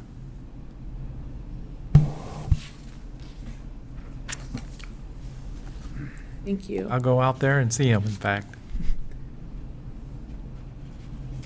So 2 fundraising requests. Yes, so first fundraising request is Family Access Network requesting $3,000 for their annual luncheon. They are planning an in-person event for April 2022, and this is their largest fundraising event of the year. Last year they raised about $110,000, which provides advocate services for 1,100 disadvantaged children throughout the school year. My thought is just the $2,500 is the nice kind of square amount for an investment like that. And they're asking for a little more, but that'll hopefully empower us to help somebody else too, if there's support for Definitely 2,500 Yeah, minimum. They do such a good that. I job. mean, yeah, just an idea. That sounds good to me. Okay, there you go. All right, and our last request for today is Mountain Star Family Relief Nursery for their fundraiser as well. They're asking for $2,000 for their Birdies for Babies event in August of this year. The golf tournament will be in person, but the silent and live auctions will be held virtually. This is also their most important fundraiser of the year, and accounts for about 30% of their total fundraising budget. I would think it'd be hard to play golf without being in person. So I'm glad to know that they're going to let people on the golf course. And definitely the 2,000 sounds like a good request to fulfill. And I agree great. also. Okay. Great, thank you so much. Good. Thank you, Laura. I love your new program. And thank you for the binder. Very organized for us. All right. Quite a project. And reminder, when is the next deadline for our community to apply for our next quarter? September 30th. Okay, so please, if you want to be considered, get your application in by September 30th. Okay, great. So we do have 11 o'clock time certain COVID update today. So we're working our way through. This estimated time on this next item was 10:30, which we are right on schedule. So item number 8, acknowledgement of city event emergency declaration. Nathan Garaby's with us online. And John, if Good morning. if you want to join us at the table, you may. Thank you for joining us. Yeah, good morning, Commissioners. Thanks for allowing me to zoom in. I had a meeting in Prineville just wrapping up, so this worked out perfect for me. So sorry to be online. just wanted to bring this request from the City of Bend forward to the commissioners for acknowledgement. City of Bend declared an emergency related to the public health from heat, as well as related to fire danger and restriction of use of fireworks. And City of Bend Code 1.60.015 requires that City of Bend declarations of emergency are routed to the Board of County Commissioners through emergency management at the county. And so we're bringing this declaration before you for acknowledgement. And I believe if you have any specific questions related to the order, John Skidmore from City of Bend is available, I think, in front of you to answer those questions. Well, yeah, could you just give us the scope of the order so it looks like it's in place and it's got an end date too? And thanks for having me, Commissioner. And this is kind of a strange one. Your legal counsel and our legal counsel have been going back and forth. I don't think it's really customary for city emergency orders to be adopted or acknowledged by a county commission. So I know that our legal counsel is looking into the origin of that. And I think it's great for the coordination that we're both aware of what emergencies we're seeking to really manage through. But the scope of this emergency order, I think we issued it June 28th, which went through July 9th, and that was in response to the extreme heat, the heat wave we were having. It provided a little bit more flexibility for the city to address the humanitarian issues, primarily related to our unhoused population. And one example of how we were able to flex our typical rules and regulations, we were able to set up 2 cooling tents up on Hunnell Road that typically would have required us to go through a right-of-way permitting process, et cetera, et cetera. And so we were able just to, I guess, a little quicker address that issue by setting up those 2 cooling stations on Hunnell Road. It also had an accompanying personal use fireworks ban based on the heat, based on the drought that we're in, water curtailment, as well as the extreme dry fuel conditions that are in Bend and around Bend. On July 8th, we extended this through August 31st, primarily based on the continued heat. I think today's the first day that we're going to be below 90 in a long time, and probably for an extended period of time beyond now. And we still have issues of concern related to that heat with our unhoused population that we want to have flexibility. Currently, we do have a cooling station on Northeast 2nd Street, but if that hits capacity, we'd like to have the ability to possibly use city facilities if we need to establish another cooling facility or something similar, and then extending the fireworks ban through August 31st. The City Council will be looking to ratify this item tonight, and I know that one of the conversations that they want to have, and one of the councilors is going to request a work session, is a more permanent approach to fireworks regulations versus using emergency orders, kind of have more that community conversation about what makes sense for Bend now and in the long run, and adopt it through an ordinance versus an emergency order. So that's kind of the summary of where we're at and how it came to be. And again, it is a bit atypical for a county commission to be acknowledging an emergency order by the city, and I know that our 2 legal counsels will be discussing that in the near future. Thank you very much. So this is City of Bend Municipal Code that's triggering this. Yes, and we're still trying to figure out exactly how that language made its way into the municipal code. Yeah. Probably in 1919. Yeah. Undoubtedly, but as the sole commissioner that wanted to support us in, implementing the ban through the end of August, I thank you for coming today, and the fact that you're here telling your side of the story on the dangerous situations that we're living with all over the county. So, I mean, having a fire by my house out in Sisters, and what happened in Lapine last week, it's just it's really a scary time. So for yes. And our fire chief and fire and rescue staff were very supportive of this. We've got enough big issues to be chasing down. Having some errant or mistaken fire within the city due to careless use of fireworks wasn't really something we wanted to be focusing our resources on. For the business sense of what we're doing here, so would this be a motion acknowledging City of Bend emergency order? Yes, I think Nathan indicated that there's an issue. If you recall back when you did have the COVID issue from the City of Bend come forward, the board at that time acknowledged it and did not approve it. The code actually says for county commissioner approval. And I reached out to the city attorney's office the other day and said, what's the basis for this? I can't find it in state statute. The other cities don't have to come to the county to get their emergency orders blessed. Why is it in there? And as John indicated, we're scratching our heads trying to figure out historically why it's there. Really, unless there's some legal mandate that we haven't seen from on high, I think both legal departments are going to recommend to both of our governing bodies that it go away. It just doesn't seem that you should, as a body, be weighing in on whether the City of Bend chooses to declare an emergency within their jurisdictional boundaries or not. Again, you don't do it for the other city jurisdictions. Yeah. So we're trying to figure out what that is. But I would think the motion would be to approve the two emergency orders that have been identified as opposed to acknowledge. I do know there was a lawsuit recently that issue was involved in, and ultimately I think the judge didn't get to that and was able to resolve it. But that issue did come up on whether was the city in compliance with this section when the county commissioners acknowledged rather than approved that COVID emergency order.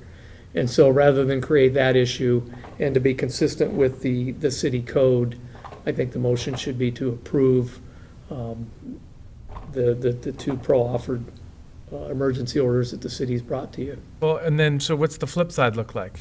I mean, it's being brought by staff, the city code says, but what if there's no action? I'm just thinking out loud here. I don't know, I defer to the city attorney on whether they would think they could proceed without it. I mean, the way the code reads, a good argument could be Okay. made, then their orders aren't effective. I don't know. That would, one interpretation would be that if the commission doesn't acknowledge or approve, it's not I'm just thinking out loud here. I'm not really advocating for anything else, just thinking of the flip side of that logic.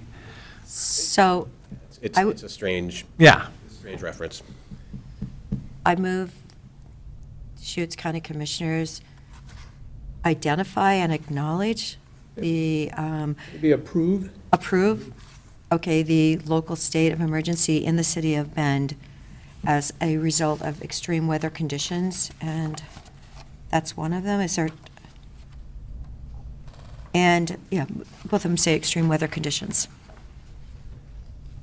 I I'll believe there's second. two orders, right? There were two orders. Yeah, I don't know if they're. So one's already come and gone and expired, the other one will be in place The other until. extended, so we extended it on the 8th before Yeah. the first one expired on the 9th. So on July 8th, we extended it through August 31st. Would that be the first amended declaration Be then? the first amended declaration. Okay, include that in my motion, please. I'll second. Okay, any other discussion?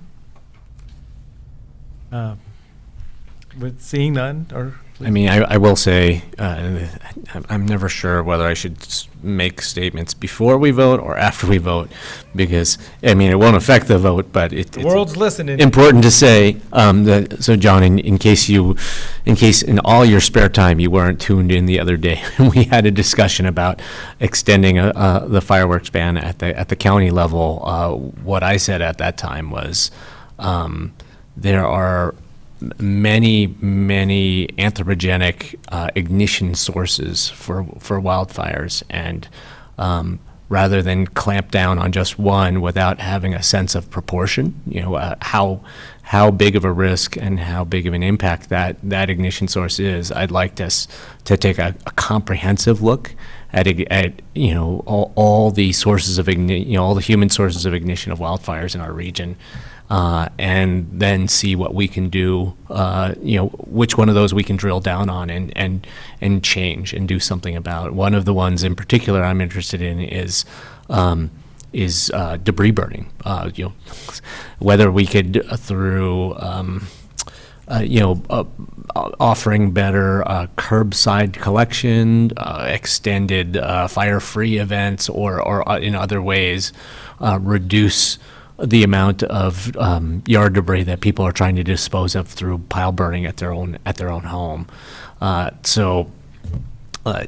you're talking about wanting to take a long-term look and establish a long-term policy around fireworks, I would love for that to be a piece, a strand of that overall discussion of what can we do to address all sources of human ignition in our community.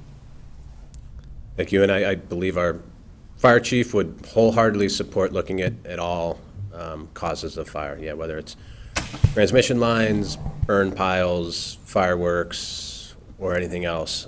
Yeah, looking to reduce the risk is the goal. At this point, it just seems as though there's a lot of focus on this one particular potential cause.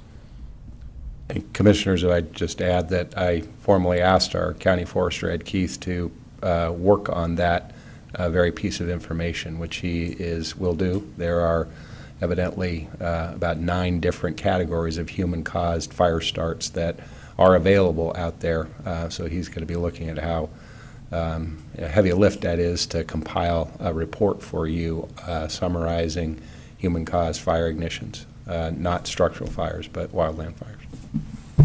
And don't forget, 85% of the fires are caused by human.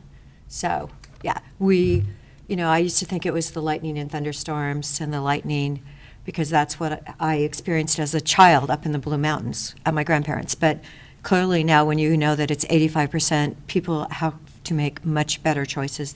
There was an excellent ad on the TV this morning early showing that don't drive over dry grass, don't let your chains be down. I mean, there's a lot of different reasons why we have fires, but this year it's incredibly sensitive to all those reasons. So people really think clearly before you go and do something that you shouldn't be. Yeah, what can be overwhelming with lightning is when you have a very large, storm system that moves over, and you have hundreds or several hundred lightning strikes all in a very concentrated period of time, and then sorting through, which of those have started a fire, and having people try to respond to all of those at once. That's what makes the lightning ignitions challenging. Okay, any other discussion? Seeing none, Commissioner Adair? Yes. Commissioner Chang? Yes. And Chair votes yes. Thank you. Thank you. Have a good day. So Nathan, we got one more item with you. So we haven't acknowledged in our meeting yet the incident management team, State Fire Marshal, Red Team, relinquishing authority of Deschutes County. So I'll just acknowledge, so you were able to sign this document for us, the county proper.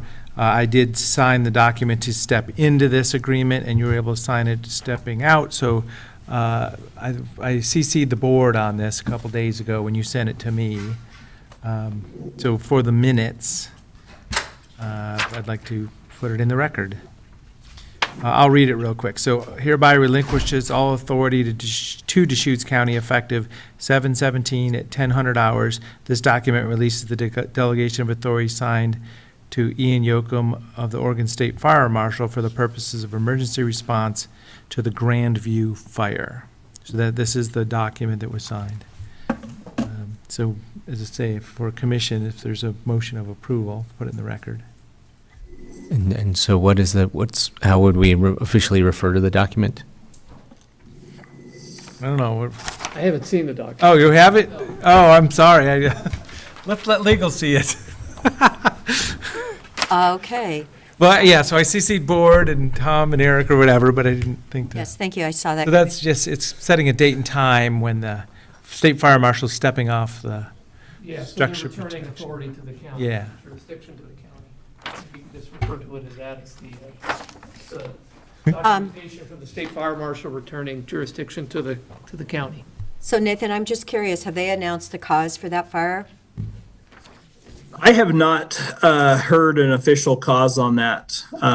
Being that the origin is in Jefferson County, I could check to see if that's been announced and let you know, but I haven't heard an official cause. Okay, it would be interesting. It seemed like it was in the middle of the day and there wasn't any lightning and thunder at that moment in time. Yeah, the only fire, the only one of our recent fires that I've heard kind of, fire officials speak with some certainty about the ignition source was that Newberry fire, which was a chainsaw caused fire. So, but always good to wait to let the investigators do their job, and sometimes it takes a lot of time. So on this, I guess I would move board approval of this document from the State Fire Marshal relinquishing authority to Deschutes County effective 7/17/21 at 1000 hours for the Grandview fire. And I'll second it. Any other discussion? So we'll acknowledge, so this was for unprotected land, so each fire district also signed this. This is the state fire marshal coming in to help for wildfire event. So our unprotected lands, some of the structures basically were protected for this little short period of time, which is an interesting situation.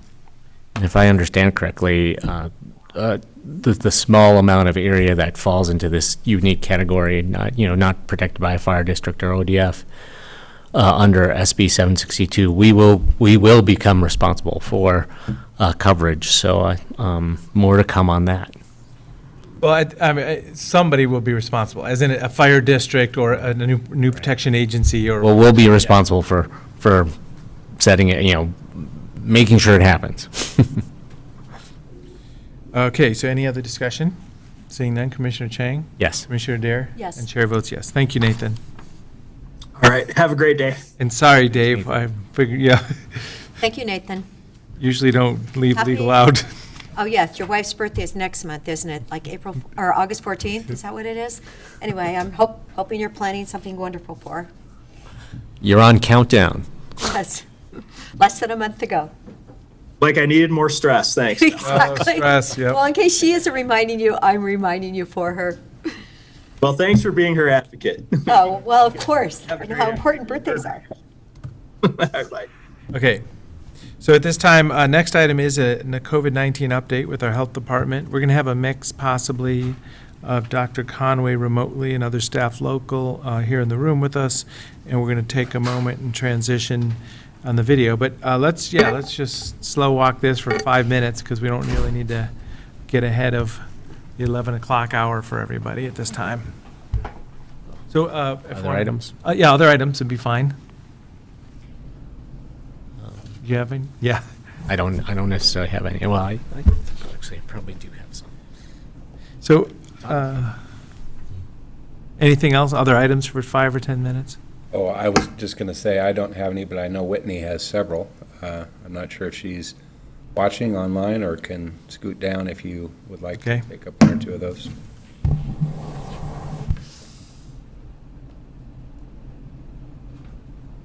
So, yeah, for Whitney's information, we may have time before noon then, after the COVID-19 update is recess for lunch, but we may have, if COVID update only takes 30 minutes, we could have 15 more minutes or 30 minutes of updates pretty easily. So I was able to attend AOC LOC broadband seminar Monday. I spoke for just a moment representing Central Oregon a little bit. Broadband action team or advisory team, but BAT is the new terminology I learned about. So remember, we have ARPA dollars that could be invested in broadband infrastructure. I was working with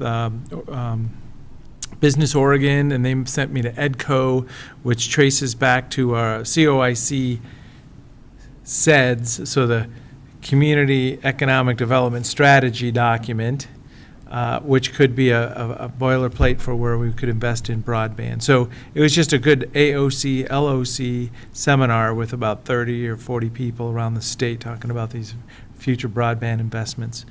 So we do need to do some work here in Central Oregon about, what would those kind of closer to the ground investments be? As in, I already spoke to one company and they said, if we can get from Bend to Tumalo back up to Eagle Crest, that would really help. It'd be a redundant route in some fashion, but it would also be a primary route in some Tumalo areas also. Some of that work's happening right now. Broadband internet. I was on that call too. Oh, yeah, good. Because I thought, well, let's see, I'd just been at Little Butter Creek with no internet, right? And it's always a reminder. And then I thought it was fabulous to hear that the female mayors from Athena, Weston, and Helix all had put it together quite some time ago, and they were like one of the major examples, remember, on the call. So that they had recognized the importance of it in their rural community and had done a great job. Well, and there's sometimes there's just a point-to-point connection that's going to be very expensive, and it's going to serve a low number of people, and it just needs to be committed to.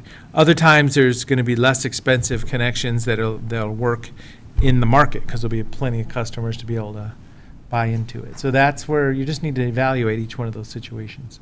But you know how they're saying it's such a necessity now? And I was looking at, okay, so does that mean then that we pay people's bills who can afford to pay that monthly bill to have their service still? And we use Yellowknife. Well, we just got our satellite upgraded. And of course, our son said, that's not going to cost you anything, Mother. But yes, it did cost. It's going to be, the bill is going to be $10 more a month. So I'm like, it's not, it's always out there, and it does make a difference at times. And I do get the speed, but still, it's definitely another expense. It's another necessity, another utility payment. Yeah, and this is a really exciting moment in history when we can think about how you make public investments to get the infrastructure built out so that more people have access you get fiber to an area, and it makes it possible for a provider to patch someone into that and charge them a rate that is bearable for them to have that important access to the marketplace, to telehealth, to teleeducation, to everything. So one of the one of the things I'll be curious to learn more about, which I believe a couple of us might have individual meetings set up for, is to talk with Sun River about what they're interested in bringing into Sun River. I don't have many of the details yet, but my impression is that they're talking about bringing fiber into Sun River, which then to me begs the question, well, could we just tack on a little bit and get it across the river to or south, or to some of the unincorporated parts of Deschutes County? Although I guess I've heard from you that Commissioner DeBone, that you got great internet, probably maybe better than what I've got at my house in the City of Bend. So and it's a generation of infrastructure, as in you put it in and it's good for 5 or 10 years or whatever, and then some other place gets it and it's good for 5 or 10 years. So as I say, even farther south, my mother-in-law, they had a new Verizon tower, and she had the world's greatest stable wireless cell phone bandwidth, but she could do video years ago. So there's just these leapfrogs that happen in the industry. So yeah, looking for those opportunities, and as I say, you can look locally, because sometimes these are happen at the state and national level, but now it's county. We have dollars, they're expected to be spent on this, and there's other dollars coming behind it. So knowing what on the ground could be an optimal investment. The only other item that I'd mention is there was a kind of kickoff open house for the SB 762 Rules Advisory Committee yesterday, where they talked about the wildland urban interface map and the hazard risk maps that they're going to be developing, and I guess today was the day that they were going to release the names of the people who they've asked to serve on those rules advisory committees.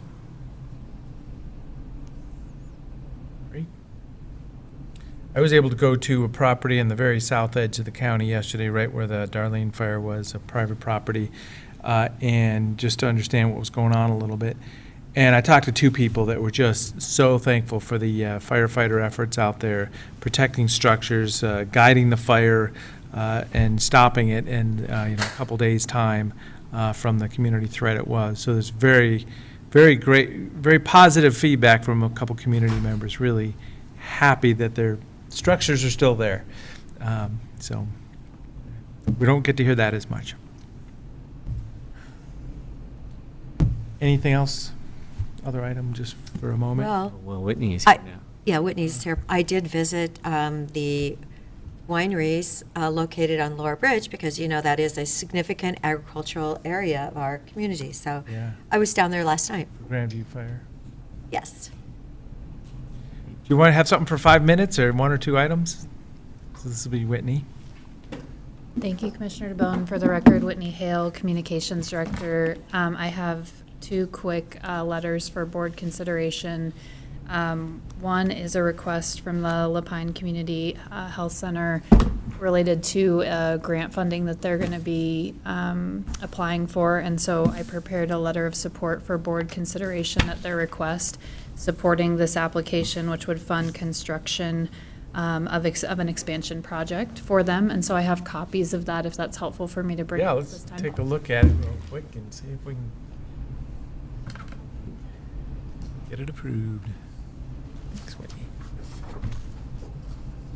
Thank you. Thank you.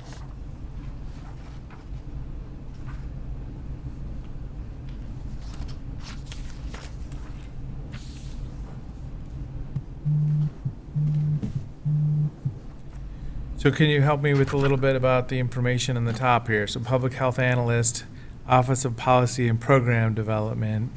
Yeah, you'll notice that this specific program has a federal designation, the number for the specific funds that are being applied for, and this public health analyst is the person who's responsible and kind of the contact for this specific program. So that's why I modified and addressed it directly to her, but we certainly could make that more general if needed. She's just listed as the contact person for this funding opportunity. But that puts it in perspective. So yeah, this is federal American Rescue Plan Act, ARPA dollars, through HRSA, HRSA. So what's that acronym? Because we've used that before.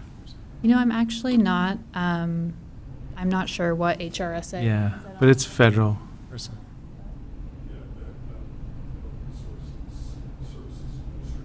Health Resources Services Administration. So, but yeah, so this is federal.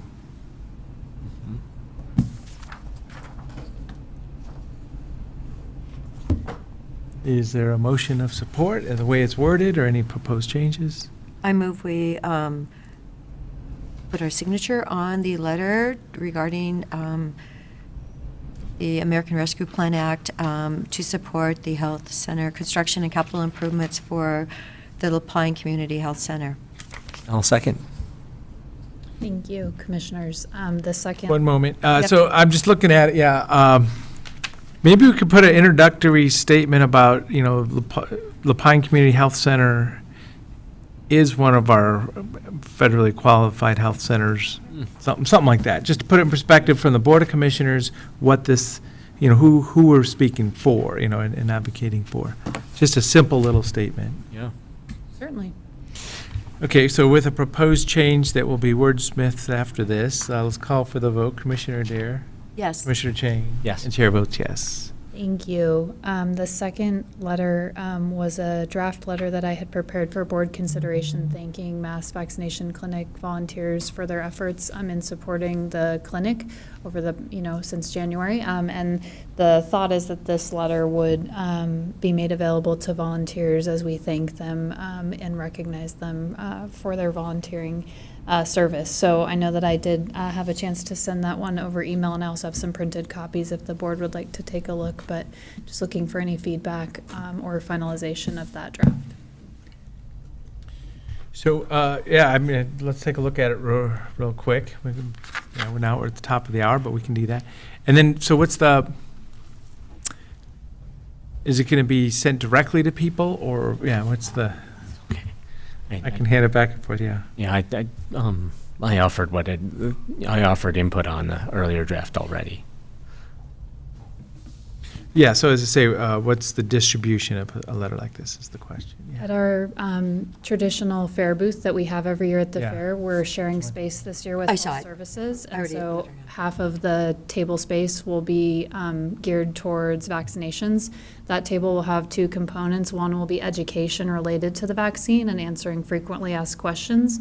Another component of what's going on at that table will be thanking volunteers and giving them the chance to stop by and pick up a letter, and another token of thanks, and giving them, I think there may be a slideshow playing at that table that kind of provides a nice overview of the work that went on at the mass vaccination. So then we could take shifts at the booth and, hand signing them like a, I think given the large Like a- number of volunteers we had, this will be a large number of letters, but that's certainly an option. We do have shifts available at that table if you'd like to stop by and say hi. I think that it'll be a cool opportunity to connect with folks, some of whom spent a lot of time at the mass vaccination that clinic. was wonderful. Some of them did spend an incredible amount of time helping. So you want us to vote on this for the record, or just That would acknowledge be it? or- helpful. I think we just want to make sure that we have all of our letters prepared for the fair next week, and are ready to get that booth stood up. Okay. It is amazing. It is next week, starting Wednesday, the know. 28th, They're on the through clock. Sunday. So I'll move approval of this letter to mass vaccination clinic volunteers. And I'll second it. Okay, any other discussion? Seeing none, Commissioner Chang? Yes. Commissioner Dare? Yes. And Chair votes yes. you. Thank you. Yeah, the one other thing that I asked about was for volunteers who don't stop by the fair booth, whether there'll be a way for us to get, this letter or other, kind of statements of gratitude to them. And I think I was going to let Chris Doty provide the formal response on that. I think we have good email contact. I'm not sure that we can mail a hard copy, but I think we could work with Chris and Alex to email a signed copy of this to folks who aren't able to pick up as a backup plan. Great, thank you. Okay. At this time, we'll proceed with our agenda. So this will be a COVID-19 public health update. We're doing this every other week at this point in time, so thank you very much for joining us. This will be streamed live, and there'll be interpretation services also. Morning, Commissioners. For the record, George Conway, Health Services Director.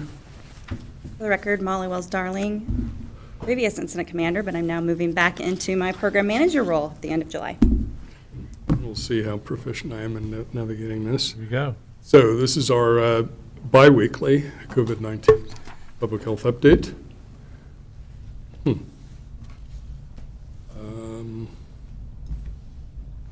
Oh, I see you have to sort of scroll on. Okay. So our case numbers have gone up slightly in the last 2 weeks, up to 77 in the last full week ending Saturday. So this is a slight rebound in cases, but certainly far below the peak that we had that was sustained between Mother's Day and well into June. I think there's news today about another death or two on top of this 85 number. I think it was just. I actually don't know, but. Those deaths came out yesterday, so on the OHA report. 287. Actually, and one of them was from May. It was almost 6 weeks ago when they died at St. Charles. So it seems so strange that it's just popping up now. That's what I saw too. I think Right. so. Is that 87 now instead of 85? Yeah, that's what I'm wondering. Do we know Excuse me. if the number is at 87 total deaths, or is this 85 through yesterday's? They were reported yesterday. I conjecturally, I'd say it's likely 87, but I do not know. Yeah. We can certainly find out. The slides were compiled early yesterday. The thing about cause of death ascertainment, as we saw with the heat-related deaths, is it's often delayed, and they don't like reporting until the actual ascertainment's been made. So it may well be there were some vagaries that required attention before that death was duly recorded. Didn't we have a death reported, though, that was actually like from last December that was reported on maybe last week? Do you remember seeing that, Molly?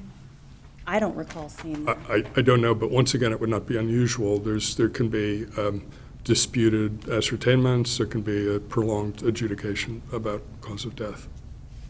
The medical exam, there's the vital record, the initial vital records report may be called into question by the medical examiner's determinations. So this is a sort of a departure. They're busy slides, so I'll try to explain it well. It's actually difficult for me to see it in this level of detail, but yeah, thanks. I didn't realize we wouldn't be able to see it this well. So this is, I was asked, I think it was Commissioner Chang a couple of weeks ago, I was out of town, but asked about wastewater surveillance.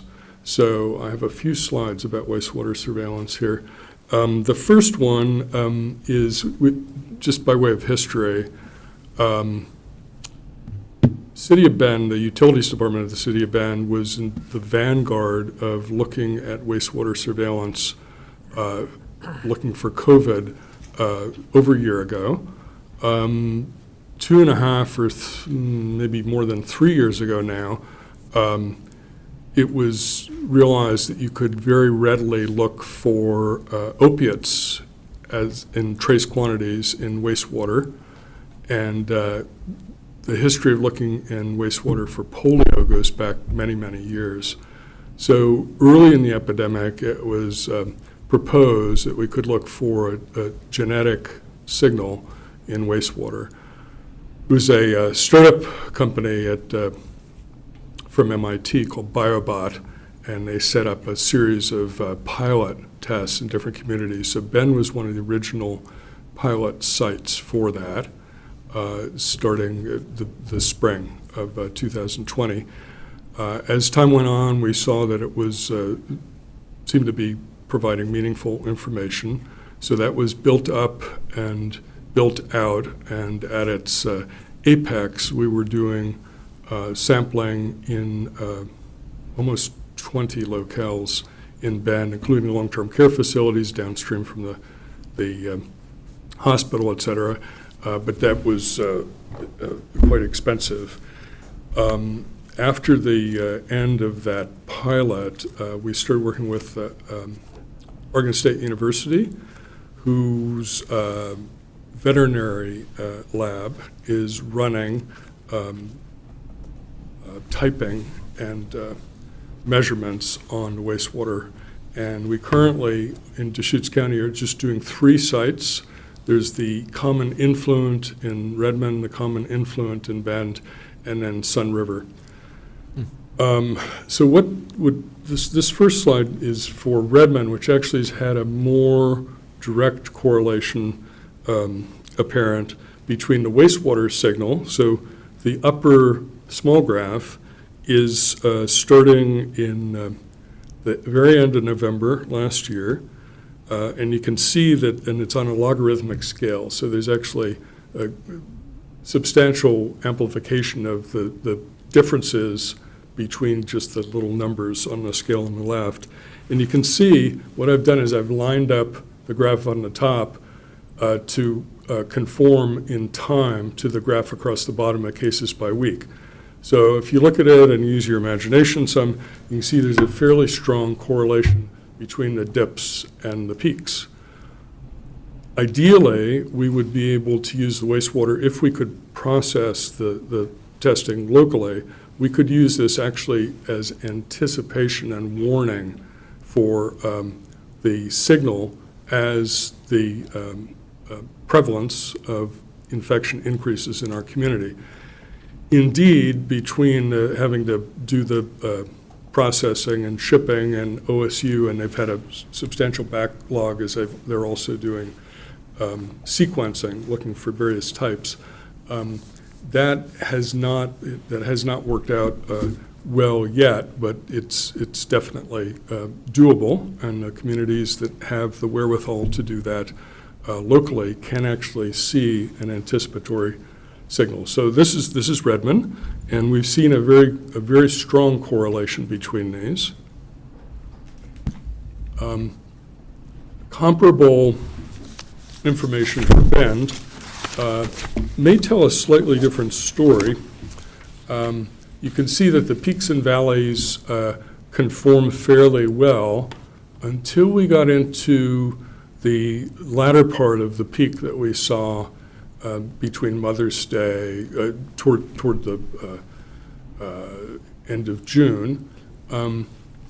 Then we saw, and that had been partially fueled by the largest single outbreak was back to school party where there were many exposures and transmissions, and then downstream cases from that was as school was going back in May. As the outbreak subsided, testing subsided, we think probably more rapidly than the actual case numbers.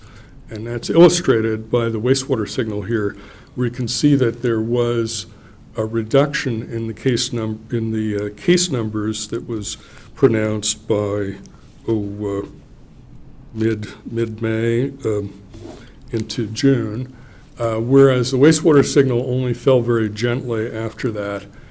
It did fall markedly in the last few weeks, but we have an uptick now, so we don't know whether that may presage the increase in case numbers that we're seeing. I'll talk a little more about that in a minute. So top of mind, even affecting the financial markets this week, is the most recent variant of concern, which is called Delta. Used to be called B16172. This is the variant that's caused so much havoc in India. It's distinguished by having a very high number of viruses produced per unit of time. So it doesn't seem to cause serious illness in more frequency, but it seems to have much faster onset. Sometimes just 2 or 3 days people are symptomatic. And the virologic studies are showing that there's as much as 1,000 times as much virus per cough or per sneeze. So that's what accounts for it moving very rapidly. It's why it's moved very, very quickly in India and now in a number of other countries. It's now the dominant variant in the United States. In Oregon, we're only able to do testing for cause through the state lab. So we only have a very small sample of people that meet that criteria that are being sequenced. But we have seen this Delta in the area here in Deschutes, and we are aware that the alpha strain, or was called the UK superspreader strain, was the dominant sequence that caused our serious problems here, starting with Mother's Day and into May. So this is the OHA's representation of counts for the state, and you can see that Delta is prevalent in Oregon, not as prevalent as B117, which has been the dominant one until now. And then there's a new emerging variant of concern called Gamma, which we're not sure of the dimensions, how much problems there would be. This is a slide that's very difficult to read in this projection. But basically, this is Region 7, the Emergency Response Region 7, which is our area, and it also shows, is on OHA's website, that also shows that we have had the Delta now in rough parity recently with B117. And the reason I've gone into this level of detail is I do want to show you that one of the uses of wastewater surveillance is we are able to sequence these specimens. So we have seen as early as mid-June, both specimens from the 17th and the 20th, we have seen a substantial amount of the Delta variant in the wastewater influent in Bend. So that's about 11% on the samples taken on the 17th of June and 5% on the 20th. Dr. Conway, I have a question. Yes. You mentioned earlier that you can look for opioids. Are they in the wastewater? Are they looking for opiates at this time? No, that's a separate surveillance system with a separate methodology. There is still surveillance for opiates in some communities in the United States, but we currently, locally, are just looking for COVID-19 genetic material in wastewater. Did I hear the number correctly? They said that 93,000 opioid overdoses happened last year?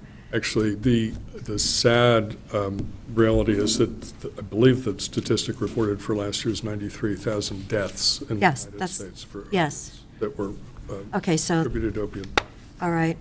Overdose. So, moving on. We do have some very effective basic tools. Question up here. Yes, sir. Before we move on to the vaccination data, which I'm also very interested in, so just to give you a little bit of context, the questions about wastewater surveillance came up at a meeting or two ago. Primarily I was asking, is this as COVID we were seeing COVID taper off, we were seeing our number of tests, people coming in for tests sort of taper off a little bit. My question was just, is wastewater a good way for us to sort of track COVID, what's happening with COVID in our community during these sort of kind of lower level periods? And it from looking at this data, it's actually, if we could do it real time, then it would actually be. It seems like it would be very useful. But the other dimension of that question is, at what effort or at what cost? And I mean, it does seem like wastewater can give us some real insights on COVID in our community. But is it, is it at a very high expense? It's not at a particularly high expense if you compare it to healthcare budgets and logistical and other budgets. We are doing this de minimis checking locally as part of a multi-year funding that's come through the state, federal funding cascading through the state, where it's just a small allocation per community. However, during the time that we were able to use CARES Act funds, that we were doing many, many samples around, near the end of the pilot and at the beginning of the more deliberative phase, it proved to be very sensitive. It was predictive and confirmatory of a number of the long-term care facilities.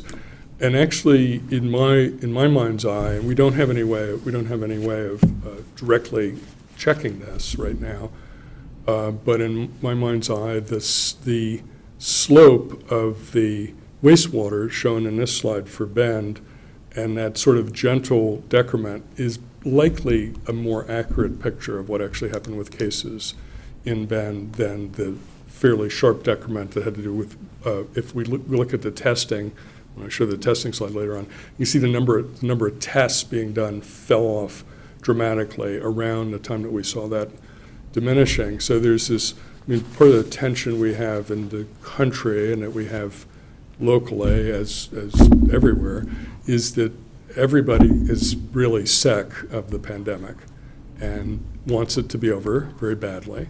And there's a lot of pressure on public officials to confer a sense of progress, sometimes not as closely informed by the data as we might hope. Right. So actually, I think this is a very good way of having that. To do it right, it would cost more money. We'd have to do either expedited shipping and handling and provide more money to OSU to do it. Everybody, including the staffing of scientific laboratories, is having a lot of trouble with hiring right now.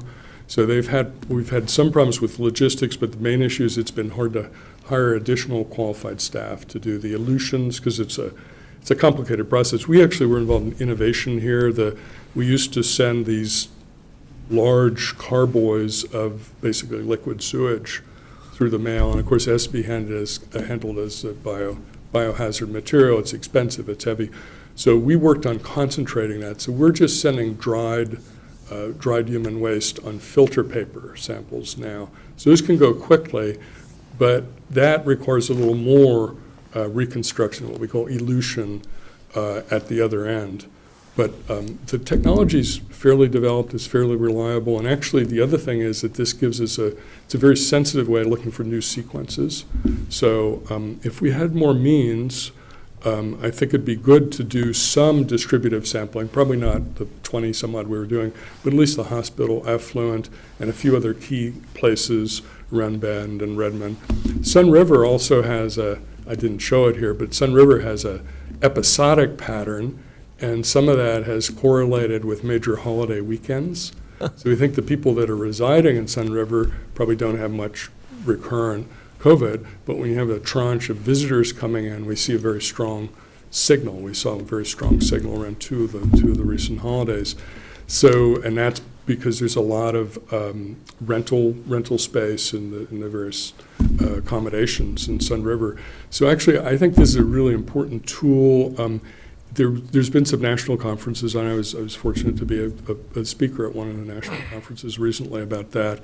I think in the long run, this will become, if you will, ingrained as a surveillance method for many things, including opiates and infectious diseases. And I think because we've been at the vanguard of this, and we understand it fairly well here, I think it'd be good to try to do more of this if we can find the means to do so. So thanks for the question. Thanks for unpacking that. We've also done correlations between I didn't bring the slide here because it's very complicated to explain, but we've done regression analyses looking at, you may remember we've done trace community assessments in Deschutes County twice. One was, a year ago in Bend, and that showed a relatively low prevalence, and that correlated reasonably well with the sewage signal we were getting at that time, wastewater signal. We repeated the trace study instead of in Bend and Redmond in late January because we were seeing a lot of cases there.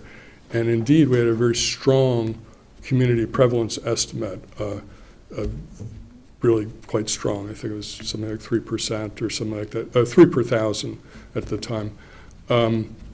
And we've seen, looking at the trace studies that have been done, the cross-sectional randomized systematic sampling in many communities now around Oregon, there's a very strong correlation between the wastewater signal and the trace prevalence estimate, where Redmond ended up being, it wasn't the highest. Hermiston and Ontario have had higher ones associated with large outbreaks. But that was quite high, and there was a strong sewage signal that corresponded to that, whereas the Bend one was at the low end. So we do have a graph of that. I'm happy to share it for somebody that has the patience to endure the detail. Yeah, and for trace, you have to mobilize a whole bunch of people to go door to door, and you have to have a whole bunch of people answer the door and agree to get something shoved up their nose. So sure. Well, however, it is, it's good to do, and one of the things it did is it helped validate using this as a way of an early perception of outbreaks. And we're fortunate to have just enough people and just enough technical expertise locally to have been able to participate. And we appreciate your support with the CARES Act funds to help us look more closely at it. So anyhow, reverting to the matters at hand, we have this pressure to show that everything's getting better quickly. And indeed in the United States, because we have very high vaccination rates compared to almost anywhere else in the world other than Northern Europe, we do have less conflagration of especially these new strains in the areas that are well vaccinated. In places like Missouri, which has a low vaccination rate, they're having real havoc. Their ICUs and emergency rooms are overflowing currently with Delta cases. It's also true in some of the southeastern states. Here, I'm hoping that we'll be protected from that, but we just have still basically the same materia medica and the same tools, which is vaccination, first and foremost, social distancing. I appreciate that even though we're not masked, we're at some distance in this room, and then masking.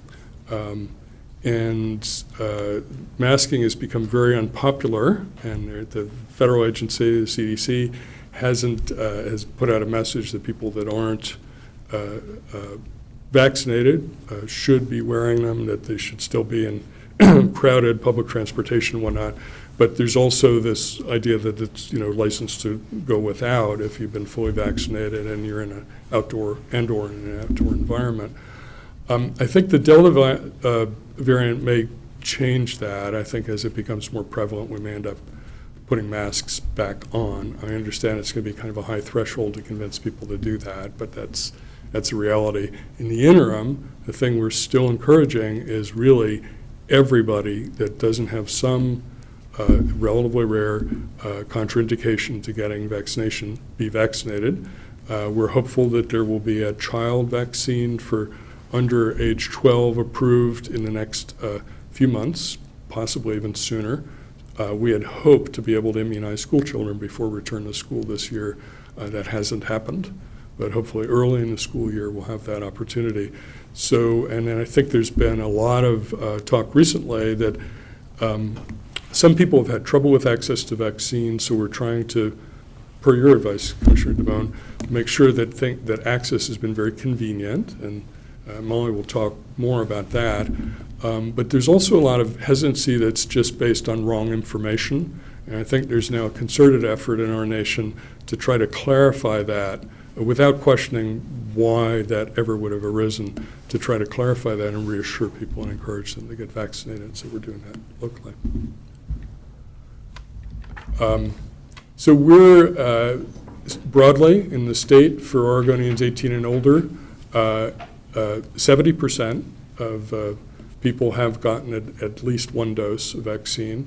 But this isn't really where we need to end up. Where we need to end up is with everybody fully vaccinated, at least for effective herd immunity, at least at 80%. And indeed, OHA has set a goal, which I think Molly may talk a little bit about as well, of all people that are of racial and ethnic minorities being vaccinated at a rate of at least 80%. And I think we'll be moving toward that both nationally and locally.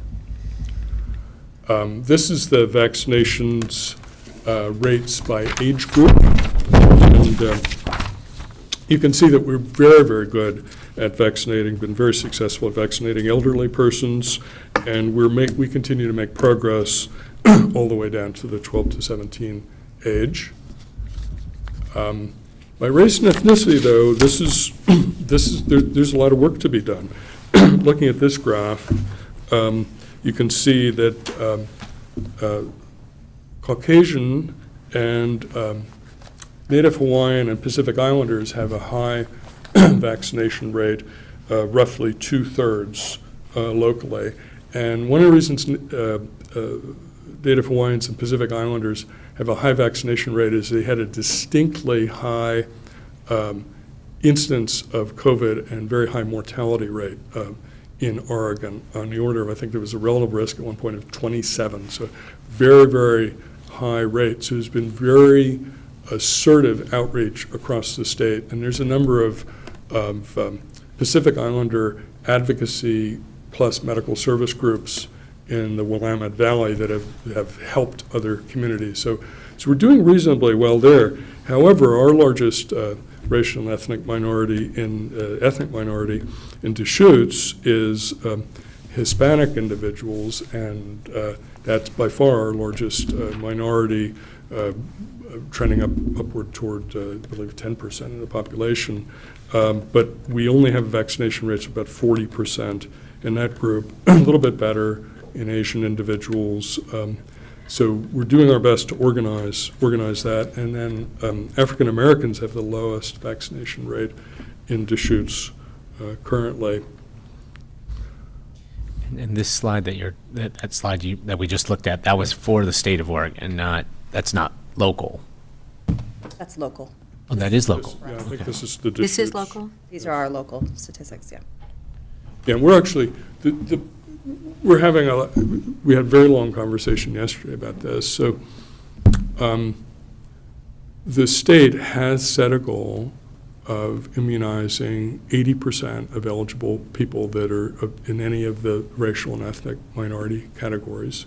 And we're really doing our best to do that. There's a dashboard that shows how many we're immunizing per week, and we're falling more or less in the middle of the counties, but it's very, very far short of where we need to be. And it's a very complicated thing to approach because you have to persuade people, you have to make it convenient, and you have to do it at a scale that's appropriate and frequent enough, we think, that it becomes quite costly. And we're having a lot of trouble staffing.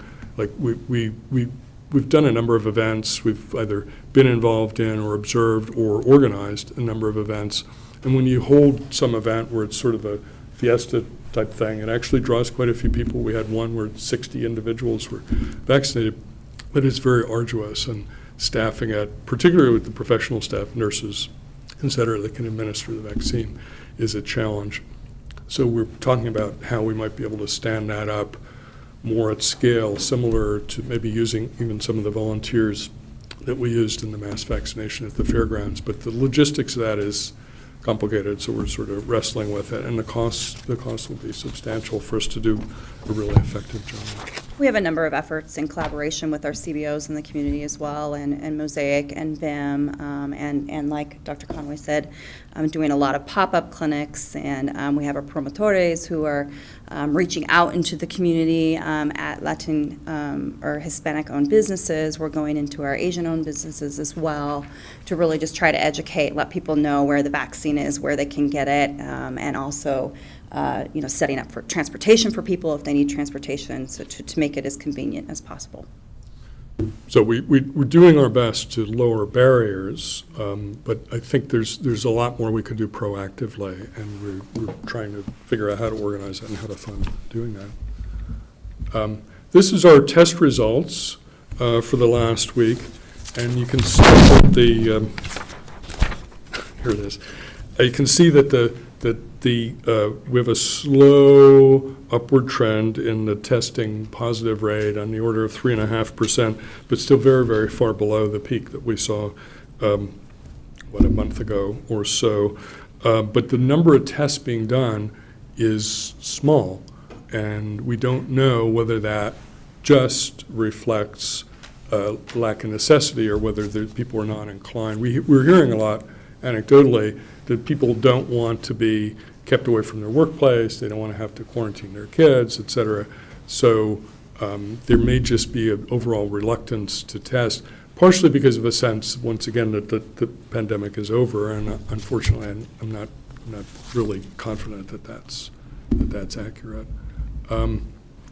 As far as getting tested, we certainly encourage people before and after travel. The availability of pre-travel testing has increased recently. We have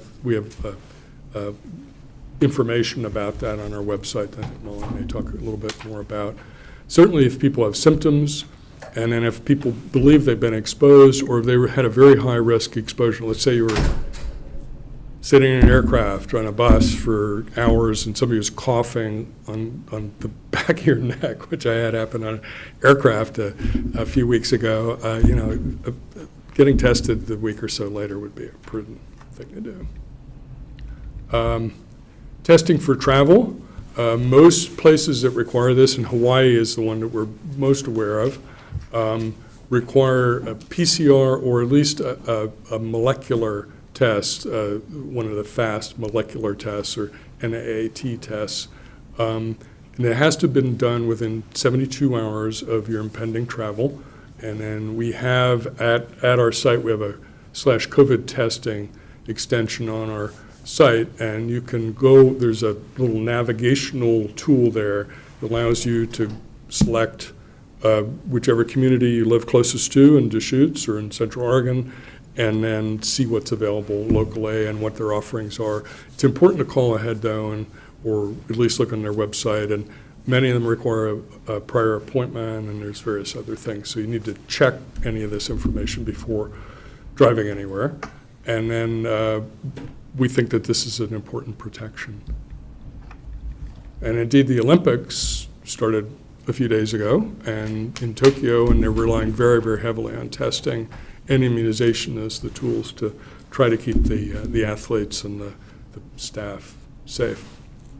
So are we, I have a question, excuse me for interrupting. No, no. But I was hoping you would say something. Are we still giving the Johnson & Johnson shot? Because according to what I've been hearing, it's only 67% effective against the Delta variant. And I'm wondering, I do think people need to know that. I'll be happy to answer that. Because we did, one of the recorded deaths from the thrombotic syndrome in a woman of reproductive age did occur in Oregon, we had not been promoting the Johnson & Johnson vaccine since that, and that since that word was pressed a couple months ago. Since then, there's been an additional complication of the Guillain-Barré, which is a rare neurologic disease that causes some extent of partial paralysis. In most cases, it resolves, but in some cases, it does not. In some cases, people do die of it. These are both at a very low frequency. So we do have people coming in, though, to our pop-up clinics that want a single-dose vaccine, and they want to be able to be in some setting that requires being fully immunized. So the conundrum is that if you take one of the single-dose vaccines, and the only one available in the United States is the Janssen vaccine, then you're fully immunized within that 3 or 4 week interval after the initial dose. Whereas anything else, if it requires a second dose, you're at least 6 weeks from being that. The other thing is that some people are not that inclined to get vaccinated because of fear of needles or whatever, so getting one vaccine has an appeal over two. So what we do is we very actively counsel people about the potential hazards and the reduced efficacy of the single-dose vaccine that's available. But if they do ask for it, and we provide that counseling, and they decide they want to go ahead, we will provide it just on a request basis. And it is being provided in some of the pharmacies throughout town as well. It still is? Okay, I just thought that was a bit disappointing. Well, so we have to have a little perspective. First of all, it's a pretty average vaccine as far as overall safety and effectiveness. If you look at recent history of vaccinations worldwide, 67% protection against a highly infectious, potentially lethal strain of a pandemic virus actually is a pretty good vaccine. But our perspective is shifted in the United States because we have these really near miraculous vaccines, the mRNA vaccines, which have very high effectiveness and continue to have very high effectiveness in this. Unfortunately, the technology for that is just developing, and because the way that it's produced right now, it's a very, very fragile vaccine. It has to be handled at extremely high temperatures. So we're trying to strike the right balance, and there's a lot of development work being done in making the mRNA vaccines, which are much more effective and safer, more durable for distribution and administration. But we're a ways from that. So in the United States, we have United States, Northern Europe, where we have relatively high vaccination rates already, and probably quite a bit of attenuation of the pandemic because of it. And we have the ultra-cold technology, reliable power supplies and whatnot. We now have sort of a new normal that we've set that's what we think is a good vaccine. But these other vaccines that are being used throughout the world, many of which have the kind of efficacy you're talking about, 55, 60, 65, 70% protection, those are pretty good vaccines as far as overall vaccinology. And those ones can be some transported just at refrigerator temperature, and there are some room temperature ones that are being developed as well. Does that answer your question? It does. Thank you. And then this is, I think I'm near the end of my rattling on here, but this is compelling that 97% of our hospitalized patients have not been fully vaccinated. So our take-home message is to vaccinate and test. I've already talked a little bit about masks, but really Masking is still expected and required in places like shared transportation, healthcare facilities, so all of our facilities, we're still all masked. And then confined spaces such as correctional facilities. We certainly don't want to dissuade people from wearing masks if they feel they've had a high risk exposure, or they have a medical condition that makes them more susceptible, or they just like it. I became used to this in East Asia in the winter time, especially during flu season. Japan, everybody on the subway will be in a mask in flu season. China, very, very common in the subway, which of course. And on the very coldest of days, it's kind of nice to have a mask on. That's what I found this last winter. But there are people that have medical issues that may necessitate, long-term daily mask wearing. My conclusion is, let's not judge anybody that's wearing a mask, because it could be for any purpose also. And basically, so we're continuing to do this in healthcare settings. I don't want to take up all the vaccine discussion time. Do you want me to cover this, or do you want to take it? So I'll take my. Oh, sorry. Yeah. I'll continue now. You can continue to do that, yeah.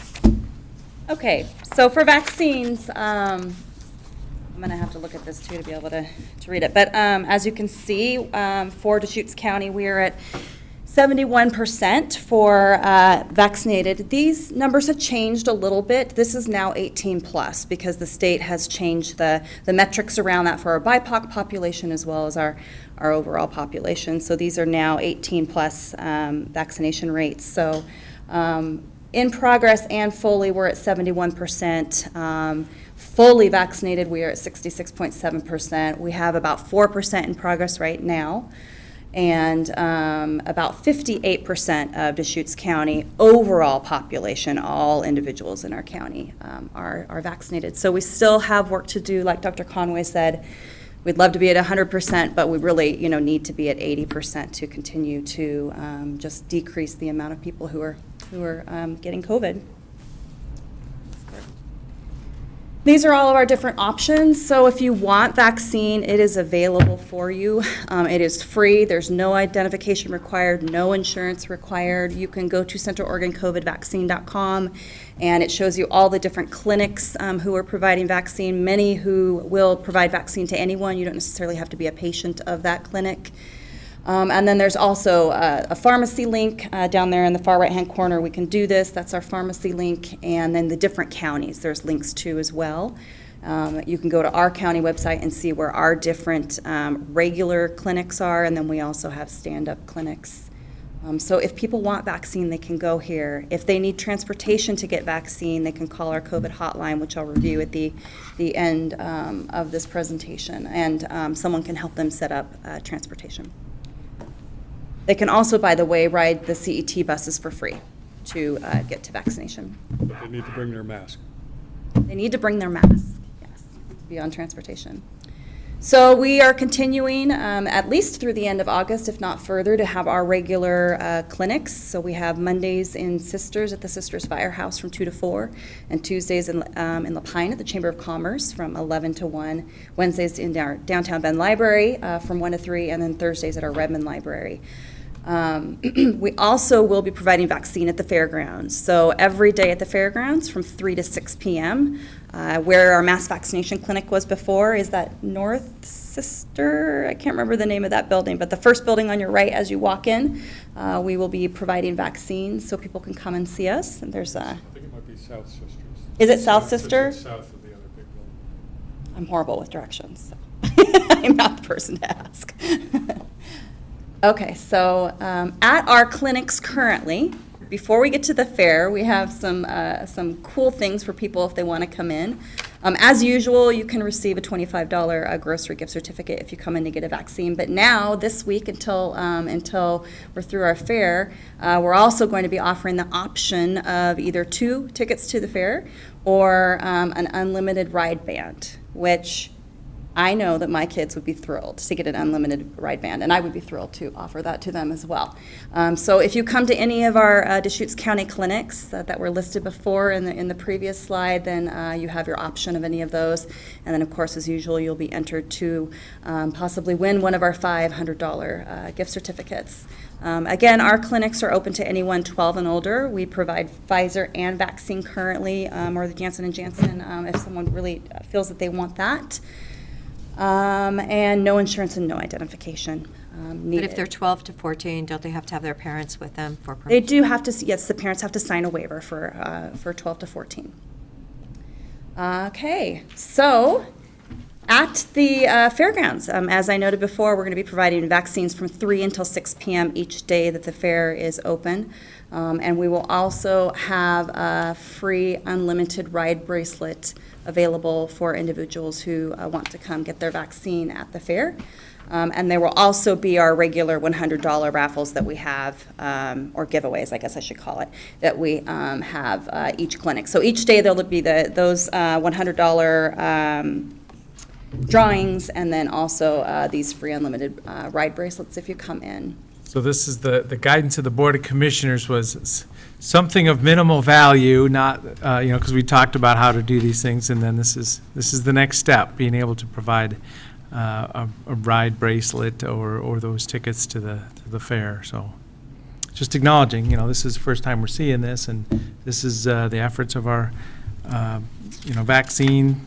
I know we're going to be focused on vaccines for the rest of the year, basically, too, making sure that people really do have the opportunity to get that first and second shot, or just a single shot if you go down one path. So I referenced, if you have needs for help with transportation, you can call our COVID hotline. It's listed on this slide, 541-699-5109. They're open Monday through Friday from 9 to 5, and they can help you figure out which ride option is the best and help you set up that ride so that you can get to the vaccine.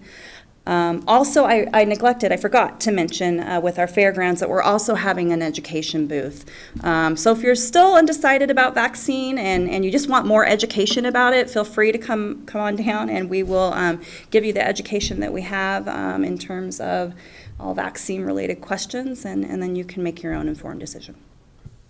I do want to add something, Commissioner Dare, to the answer I gave you before about the Johnson & Johnson vaccine, and that is that the underlying logic here is that vaccine has a very high protective effect against COVID infection, even if it's just 2/3. With the prevalence of this pandemic prevalence of this illness, the likelihood of somebody not vaccinated is of being seriously ill or dying from COVID is much, much, much higher than the likelihood of having any of those side effects of concern. So the logic, the medical logic is very, very clear that even that vaccine, which is not maybe as ideal as the mRNA ones, A, because it affords the convenience of single dose, and B, because of its protective effect, is still a very reasonable choice to make. If not the choice that we generally recommend. Thank you.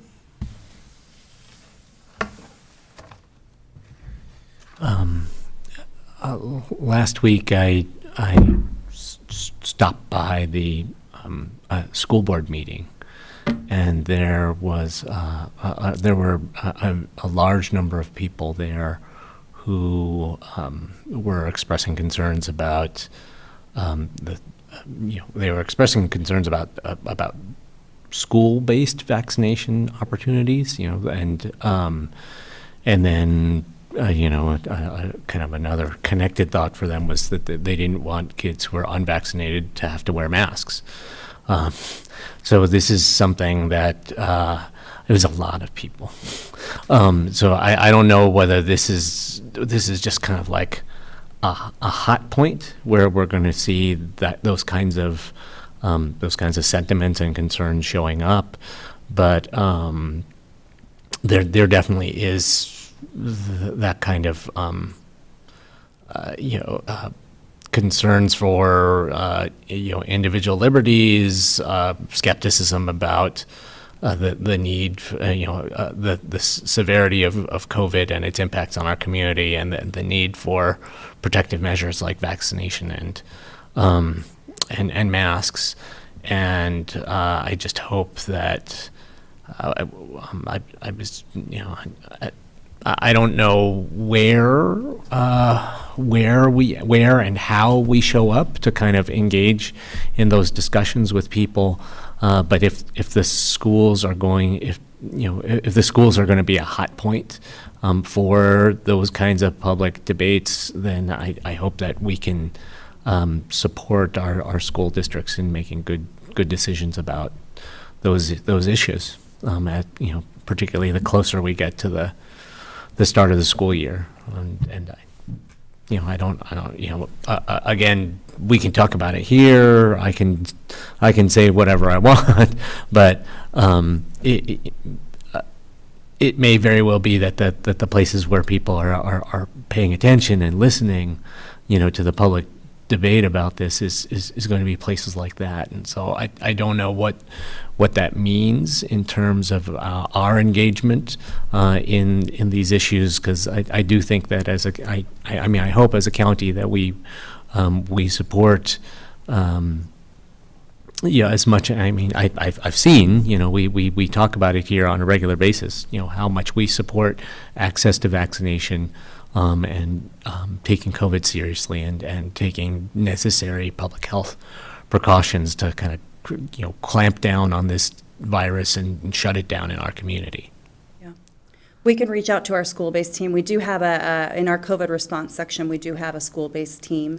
And they had been working, and I think still are, but working very closely with the schools. And so I'll connect with them and have them reach out to the schools and just see if there's more that we can do to help support them. And then also we're having some further conversations with COPA around what we can do to help support their efforts, because they're really wanting to be out there and in our community and helping get kids vaccinated, and have seen a decrease in the amount of children that are coming in to get vaccinated. So we're talking with them a little bit about outside the box ideas that can be implemented there. So we will definitely reach out to them. Thank you. We're also, as requested, and to the extent that it's tolerated, if not requested, we're providing technical information to the school district. So the day after the school board meeting you're mentioning, I had Nahad Sadr-Zodi, our public health director, and I met with Dr. Steve Cook, the new superintendent, and all of his senior staff and medical folks, Amy Tatum, et cetera. And it was I'm sorry, I meant Tammy, the nursing director, whose last name I'm blocking on. Anyhow, so this is really a major issue, and I think it's going to be challenging to navigate. Somewhere we have to find this sweet spot between caution and protection, but some empathy for a very strong libertarian tradition, especially in the Western states, and finding a right balance where people are safe but feel independent and not overly bossed around. Agreed. We talked about things like cohorting, and as well as masking and vaccination, and I don't know what they're going to decide on each of those things, but I think that's clearly schools are one of the places where you have parents that often aren't willing to share opinions and form them. So that's something that's going to be an ongoing project. But I think, Commissioner Bono and I talked about this yesterday, because now it's a local decision about other precautions, et cetera. If we end up with raging Delta cases, I think it'd be a pretty high bar to be able to reimpose masking requirements and constraints on commerce, et cetera, like the state did. So I think that's going to be a difficult dance, and I'm afraid it may be quite a while before we get out of this. I think this next winter we're probably going to have more conversations, but I hope I'm wrong. Is there any role for testing in the school discussions? I mean, that one of the parents I spoke to, she just said, I don't want my kid to get vaccinated. She had a lot of fears about the side effects, or what the vaccine might do to her kid. But then she didn't want her kid to have to wear a mask, because there's so much, there's so much stigma, like being the odd person out wearing a mask in school, surrounded by your teenage peers, is that's a really socially challenging thing. But I mean, if there would be a way for for us to kind of confirm that some kids are vaccinated, and have the other kids kind of anonymously submit tests or something like that, so they don't have to look odd in front of their peers at school. It seems like if there might be, I'm just wondering whether there's some kind of configuration of tools to really effectively contain, shut down schools as a place of virus spread.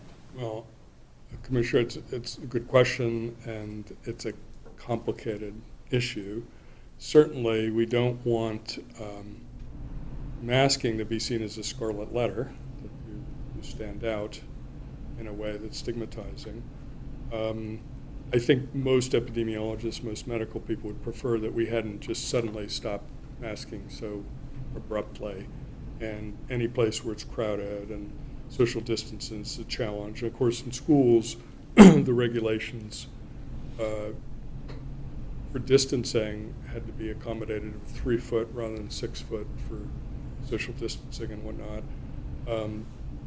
Certainly hoping that children that are too young to be vaccinated will all be masked, hopefully along with their teachers, just as a matter of solidarity. The older kids, it's a really tough call.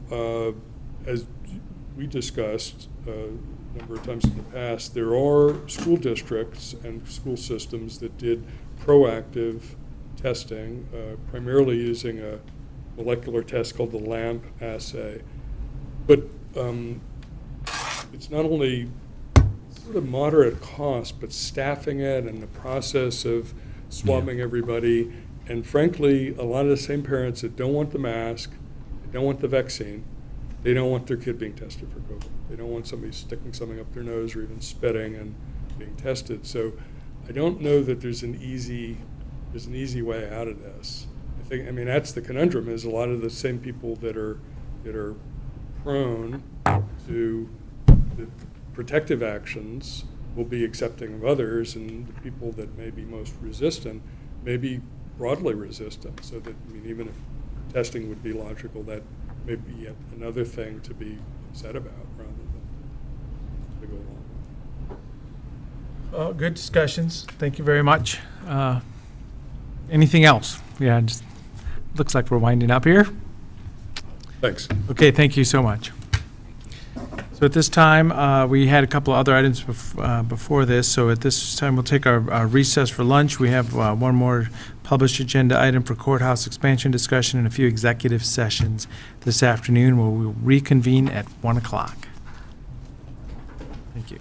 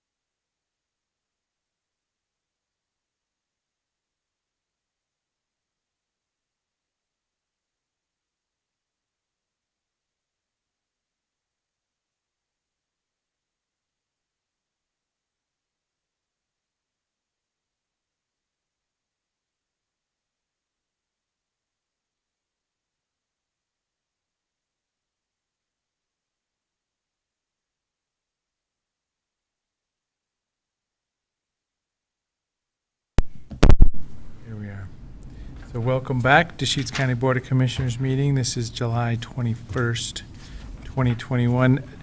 Item number 10, courthouse expansion discussion. All right. Welcome.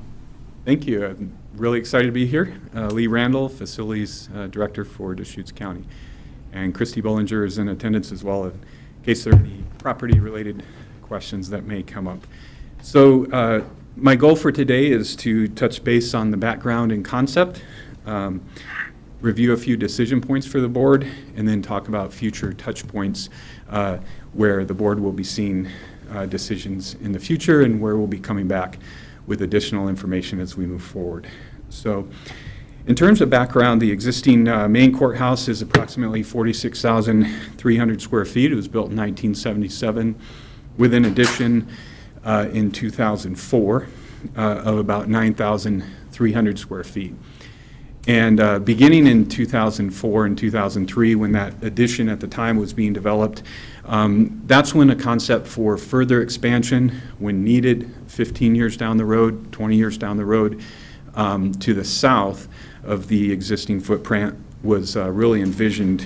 So that concept was developed as we've further advanced it over the years. And currently the concept is for a 3-level addition to the south of the existing footprint with approximately 30,000 finished square feet, a basement with secure parking.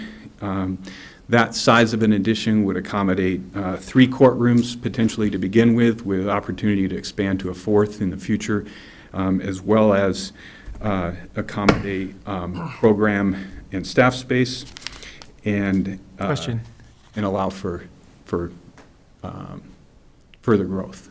So 1 courtroom per floor or not? So when you say 3, expanded to possibly 4? So given the footprint and the space that we have there for the footprint, which would be around plus or minus 9,000 square feet, 9 to 9,500, that would allow for potentially 2 courtrooms per floor with based on what we understand about current needs for programming and staff space, we'd probably need about 1 floor for those uses, and then have 2 floors that could be developed specifically for courtrooms, and along with lobby space, security space, those kinds of things. So, yep, thank you. So that's really the concept in a nutshell. Expansion of the footprint to the south, plus or minus 30,000 square feet, basement, secure parking. And really, that kind of brings us to the decision points that I had outlined in the agenda request, which specifically we kind of have them laid out in 4 areas. 1 is owner's rep. 2 would be procurement method and the opportunity to move forward with developing the findings of fact for a construction manager, general contractor approach. The 3rd would be direction to move forward with a request for proposals for design services, and that would be for an architectural team and an engineering team. And then finally, direction to review the project with the Facilities Project Review Committee with a few or 3 suggested areas that the committee could review, including a rough order of magnitude budget estimate, just simply based on the concept and square footage, the basis of design for structural and architectural features, and that information and feedback from the committee would help inform a request for proposals. And then finally, the procurement method, just confirmation of moving forward with the CMGC method or whatever other input the committee might have for the board regarding procurement. So that's kind of an overview of what we wanted to set up to provide an opportunity for the board to discuss today. And then finally, future touch points for the board. So depending on the direction that the board would provide to move forward, those future touch points would be in relation to an owner's rep contract, approval of a findings of fact, were we to use the CMGC process. The 3rd item would be a design team contract, once a design team is selected. And then finally, bringing feedback back to the board from the Facilities Project Review Committee after, at the board's direction, if they were to weigh in on some of those related issues related to the project. Backing up just a moment on the, in terms of the owner's rep, the role really would be that they would act on behalf of the county and provide that expertise and oversight from concept where we are now to the eventual transition of that facility to operations and maintenance. And on a large, complex project like this, there's a variety of stakeholders.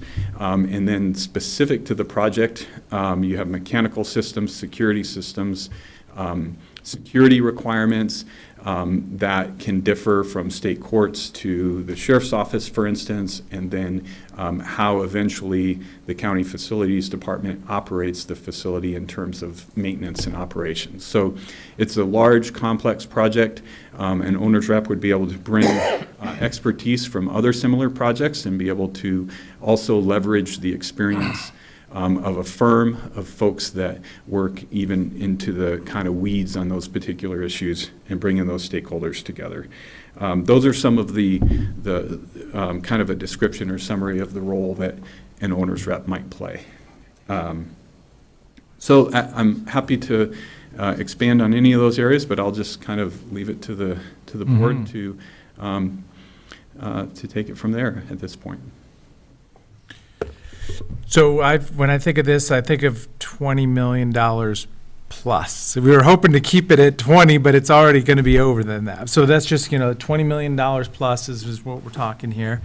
We do have the state legislature committing to 2 judges, so it's time to execute on finding them space, building space. And then, really understanding that concept of the owner's representative. So that's basically hiring a person or a firm, whatever, for a couple years through this process, which is a commitment. It's kind of a commitment to go. So that's where we're at today, isn't it? And it'll only get more expensive the longer we wait, so, yeah. Thoughts, Commissioner? Well, the good news is lumber prices are coming down. I don't know if we're having any lumber in the building, but that is coming down. Everyone that's ever built a house knows how complicated it is to remodel. It's always way more complicated, and definitely we want to do the very best job possible. And I do believe that the courthouse should be a positive statement and representative of Deschutes County, whereas I've been told that the building we work in is rather plain and, we do have some cute flowers though right now. I will say that, Lee, thank you. But definitely we want this building to look the part it should look to represent Deschutes County and our legal system and how important it is. And the fact that we are getting 2 judges, no other county is getting a judge, thank goodness. And Lee, I was looking at the history that you gave us the other day, and it went back to 1919 with 2,700 square feet for that E.J. Tucker building. But then today you started out with, I believe, 46,000 square feet, and then you added 9,300. So is that where the building is at in today's world?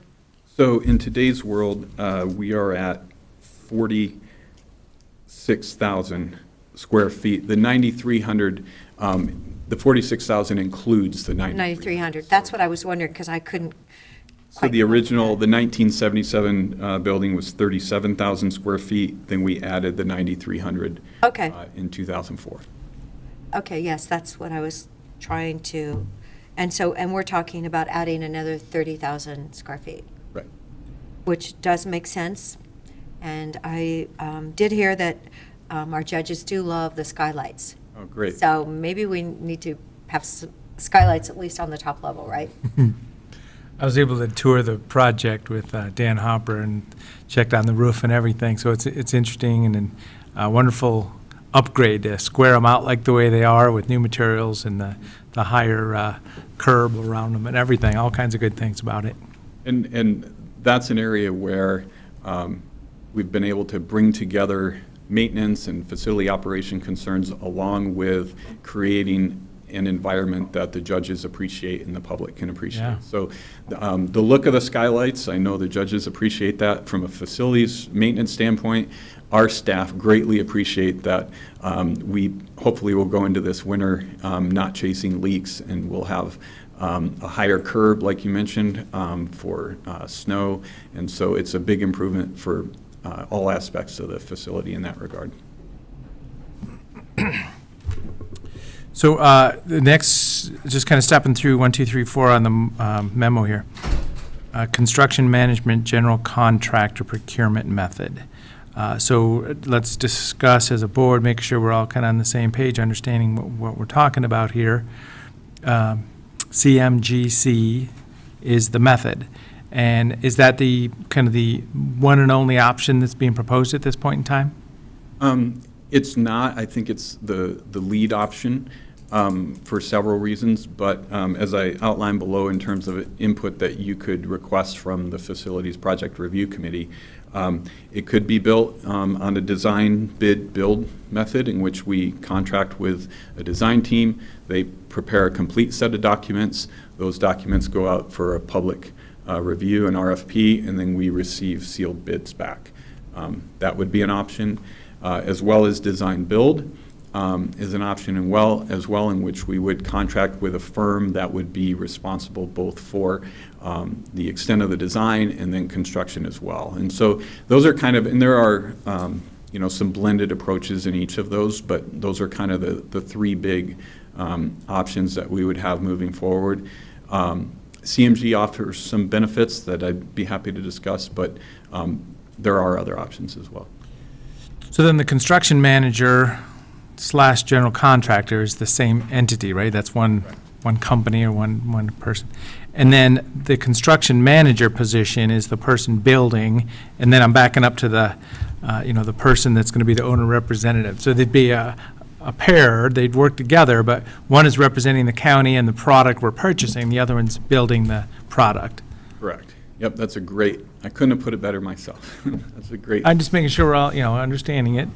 Succinct summary of how it would work. And the owner's rep also would come on to the project sooner. And so they would help in the selection of the CMGC, which is a qualifications-based selection process for the construction manager, general contractor, and then subsequently the bulk of the project is then bid competitively to subcontractors, as well as requirements for work that the CMGC may want to self-perform.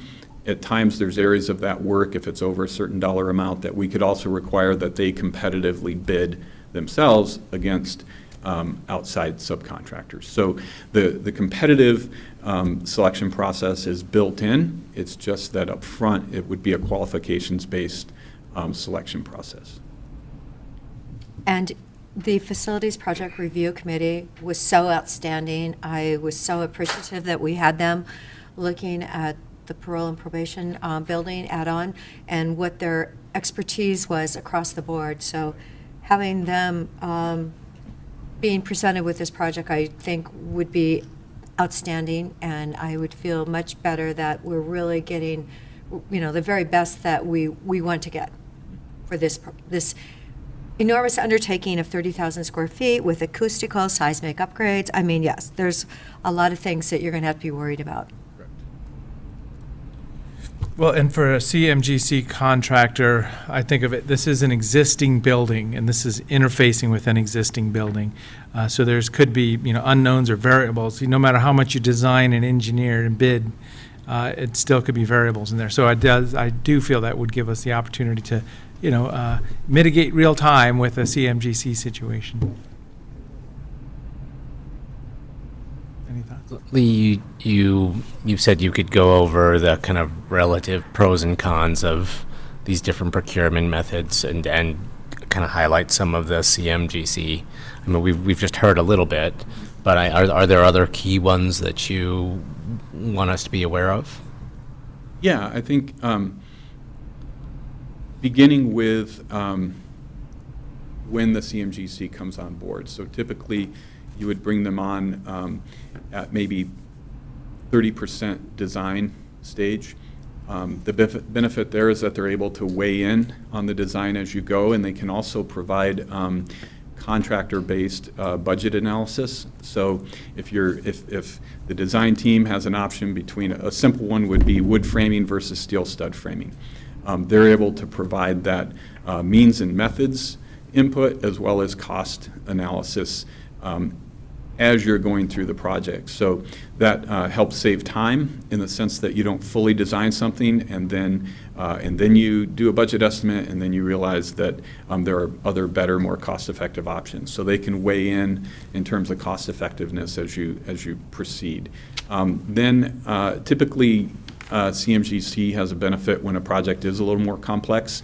You've mentioned a few things like the tie-ins to the existing building. Another component is that this is not what we would call a greenfield project where where we have a lot of open space around and room to maneuver. So there's some construction challenges there, and they're able to weigh in on means and methods as you go forward. So first of all, as I mentioned on the budget side, getting that real-time cost analysis as you go forward. Secondly, having the contractor input on design so that you can get input on cost effectiveness and efficient means of design as you move through the process. And then finally, having that final kind of cost and budget analysis toward the end of the design process so that you're not really going into a public bid situation where you're somewhat blind in that you have some engineering cost estimates and an estimating firm's estimates, but you're out in the market waiting for that feedback. You have that feedback as you go ahead, and they're competitively bidding the various portions of the work to subcontractors as you get close to the end of that construction development plans phase of the project. So. Faster. Right. And then in terms of speed and efficiency, you're getting that input as the plans are developed, and you kind of pull a whole step out at the end. And that's why it's helpful to have the board make that choice early on, because then we can integrate the CMGC concept into the selection of the owner's rep, into the selection of the design firm. And then finally, the final third step is when you actually suggest or select that CMGC contractor. Yeah.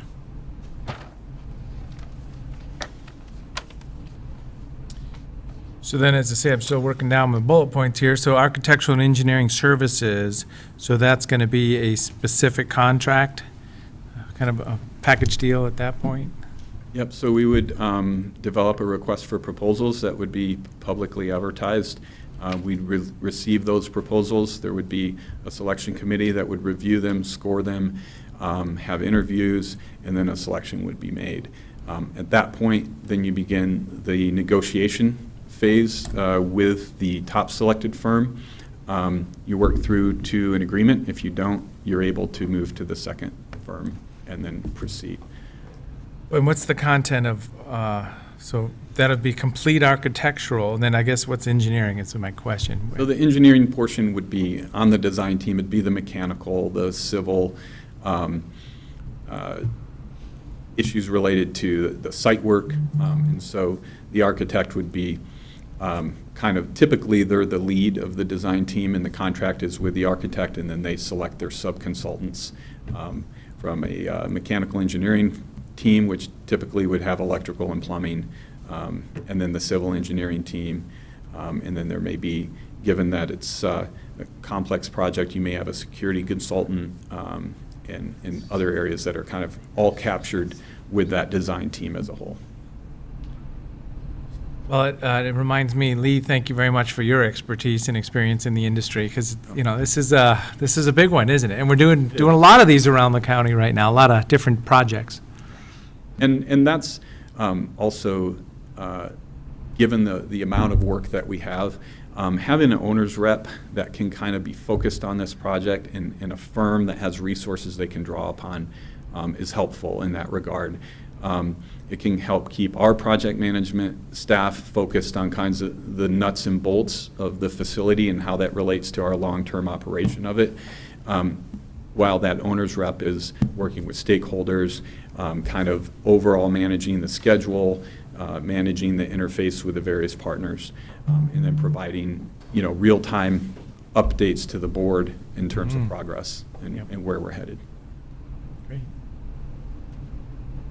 Any other questions or thoughts? This is a big moment. Aldi, I did have a question. I'm looking back at our notes from our meeting on the 24th. And because we're considering, we have 30,000 square feet of actual building, and then the 9,900, is that in addition? So we're actually talking about almost 40,000? Correct. And the reason I separate that out is the plus or minus 30,000 would be finished square feet, and then that additional 9,500 plus or minus would be the basement parking and mechanical space, some security space perhaps for sheriff's office. But it's kind of factored at a different, on a different scale cost-wise from It the is finished factored square. differently, isn't it? Yeah. Okay. And we want to have really good concrete too, don't we? Absolutely. Well, we have great local suppliers, so we'll be in a good position. No, actually, my husband's brand-new building, in the earthquake in '92, a year later, they determined that the beams were sheared in this building, and they had to move out of it in one day. So, yes, you want to have great contractors that are doing quality work. Are we ready to proceed? So this can be done as a package, what kind of items, 1, 2, 3, 4? However you'd like to proceed. Yeah. That's a long motion. Well, Okay, one motion at a time then? You could just say proceed as outlined, because I don't think you're. yeah, that was kind of where I was going with it. We don't need to read the whole thing. Okay. Well, I'd like to give it a shot. Sure.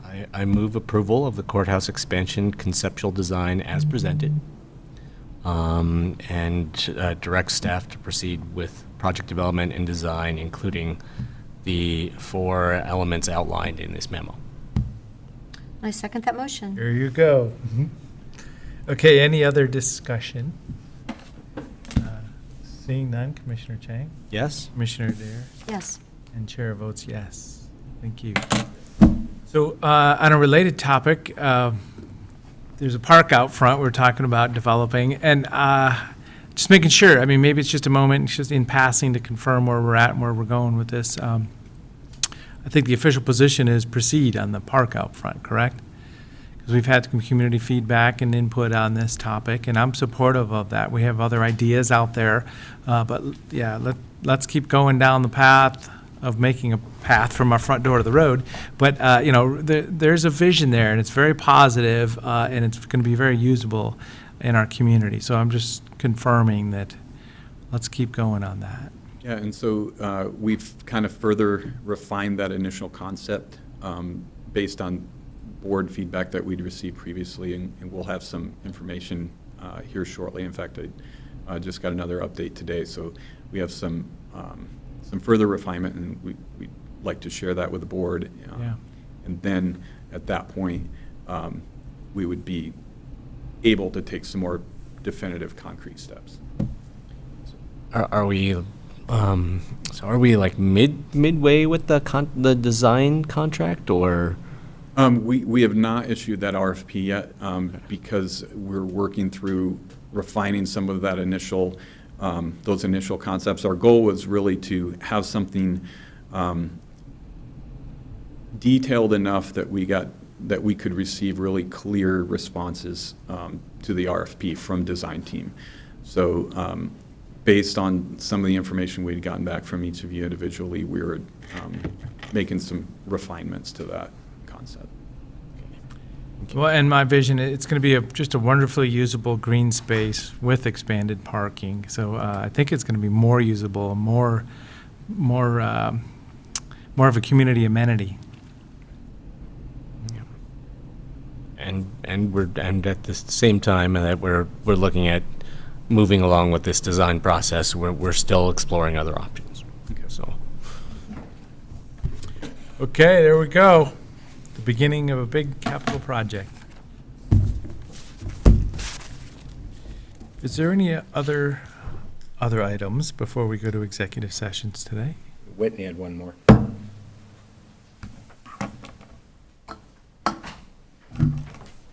Thank you, Commissioners. I thought you wanted to get into the COVID update earlier, so I.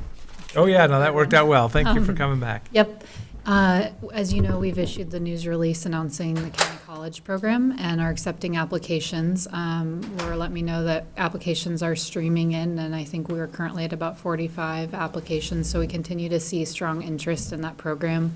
Historically, one commissioner has volunteered to work with staff to review applications and make initial suggestions on who would be offered initial positions in the county college class. And so we wanted to connect with the board and see if there's interest in pursuing that model again, and if so, which of you might be interested in participating in that process. It would likely be in the first couple weeks of August that review would occur. Is it on August 7th at the night? I believe that is accurate, although I. No, that's Saturday night. I'm kidding. Oh, it is not on those dates. No, I've already committed to something on August 7th. Yeah, it'll likely. I just don't want to have two things at one time. The beginning of the second week of August. Second week? Okay. Well, and what is the last day they may apply? The last of July? Is that correct? I believe that is accurate. I should have printed the news release. I don't have that in front of me, but I do know we're accepting applications still, and I believe through the end of this month. Great. Well, I even hear the second week of July if someone, I can do it if you need me. Any thoughts? I'd be interested in helping with that process as well. So there's two commissioners. We're looking for just one, I think. Let's find some straws. Flip a coin. Well, and as I say, so I'll offer to whoever wants to do it. And how many slots total do we think we have? We can offer? Laura's actually working to finalize that number with solid waste and juvenile, which are the two departments where in the past we've been traditionally space limited. So I think solid waste is offering to be a little flexible in the setup for their event, and that will potentially allow us to move upwards. Traditionally, we've been in the mid-20s because we do have kind of some smaller spaces and also some tours that are conducted in vans and buses, and so those are kind of our limiting factors. So yeah, I'd like to, see the complete group of applicants and kind of be able to review it as a commissioner, even though another commissioner will be involved in a selection, a first cut process or whatever we're going to do. And maybe staff Laura and I might be able to put our heads together and come up with a review process that could potentially offer that opportunity to more than one person in terms of a scoring or something similar where we could combine scores and go that route if that would be the board's preference. Did we have anyone carry over from like 2 years ago? Laura did say that she's reached out to folks who had applied for the 2020 class and has had people who have expressed continued interest in wanting to participate in the program, so that's great. We've also had people from the 2019 class who have remembered that they missed certain sessions and have reached out on their own accord and said, I really need to get to Fair and Expo, and that's great as well. So. Wow. Would we ever consider running 2 cycles in a year to kind of make up for the lost 2020 year? We did have that conversation, I believe, in 2019 about if we should move to a fall and a spring session, and we didn't ultimately move it forward, but that's a conversation that we could revisit. I think it's a big lift for departments, especially departments like road, where they really have an amazing amount of employees turn out to talk about the equipment they run. You've got 20 or 30 people out there on an evening. So I think there's recognition, at least in admin, that we are grateful that department staff really go all out for county college. And so that's kind of the weighing factor in determining if we would offer more than one session in a year.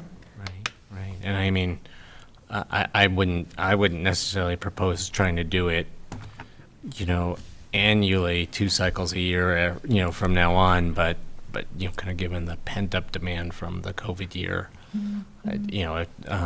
if there was a way to address some of that and then kind of, after you've addressed some of that pent up demand, it's just like the airlines right now, right? then we can go back to, one annual cycle. But I think it would be, if the departments are willing to consider it, I think it would be, if there's a year to consider doing that, seems like this would be a good year to do it. It's definitely something that we can revisit with departments and come back to the board with some more information on in terms of what that would look like.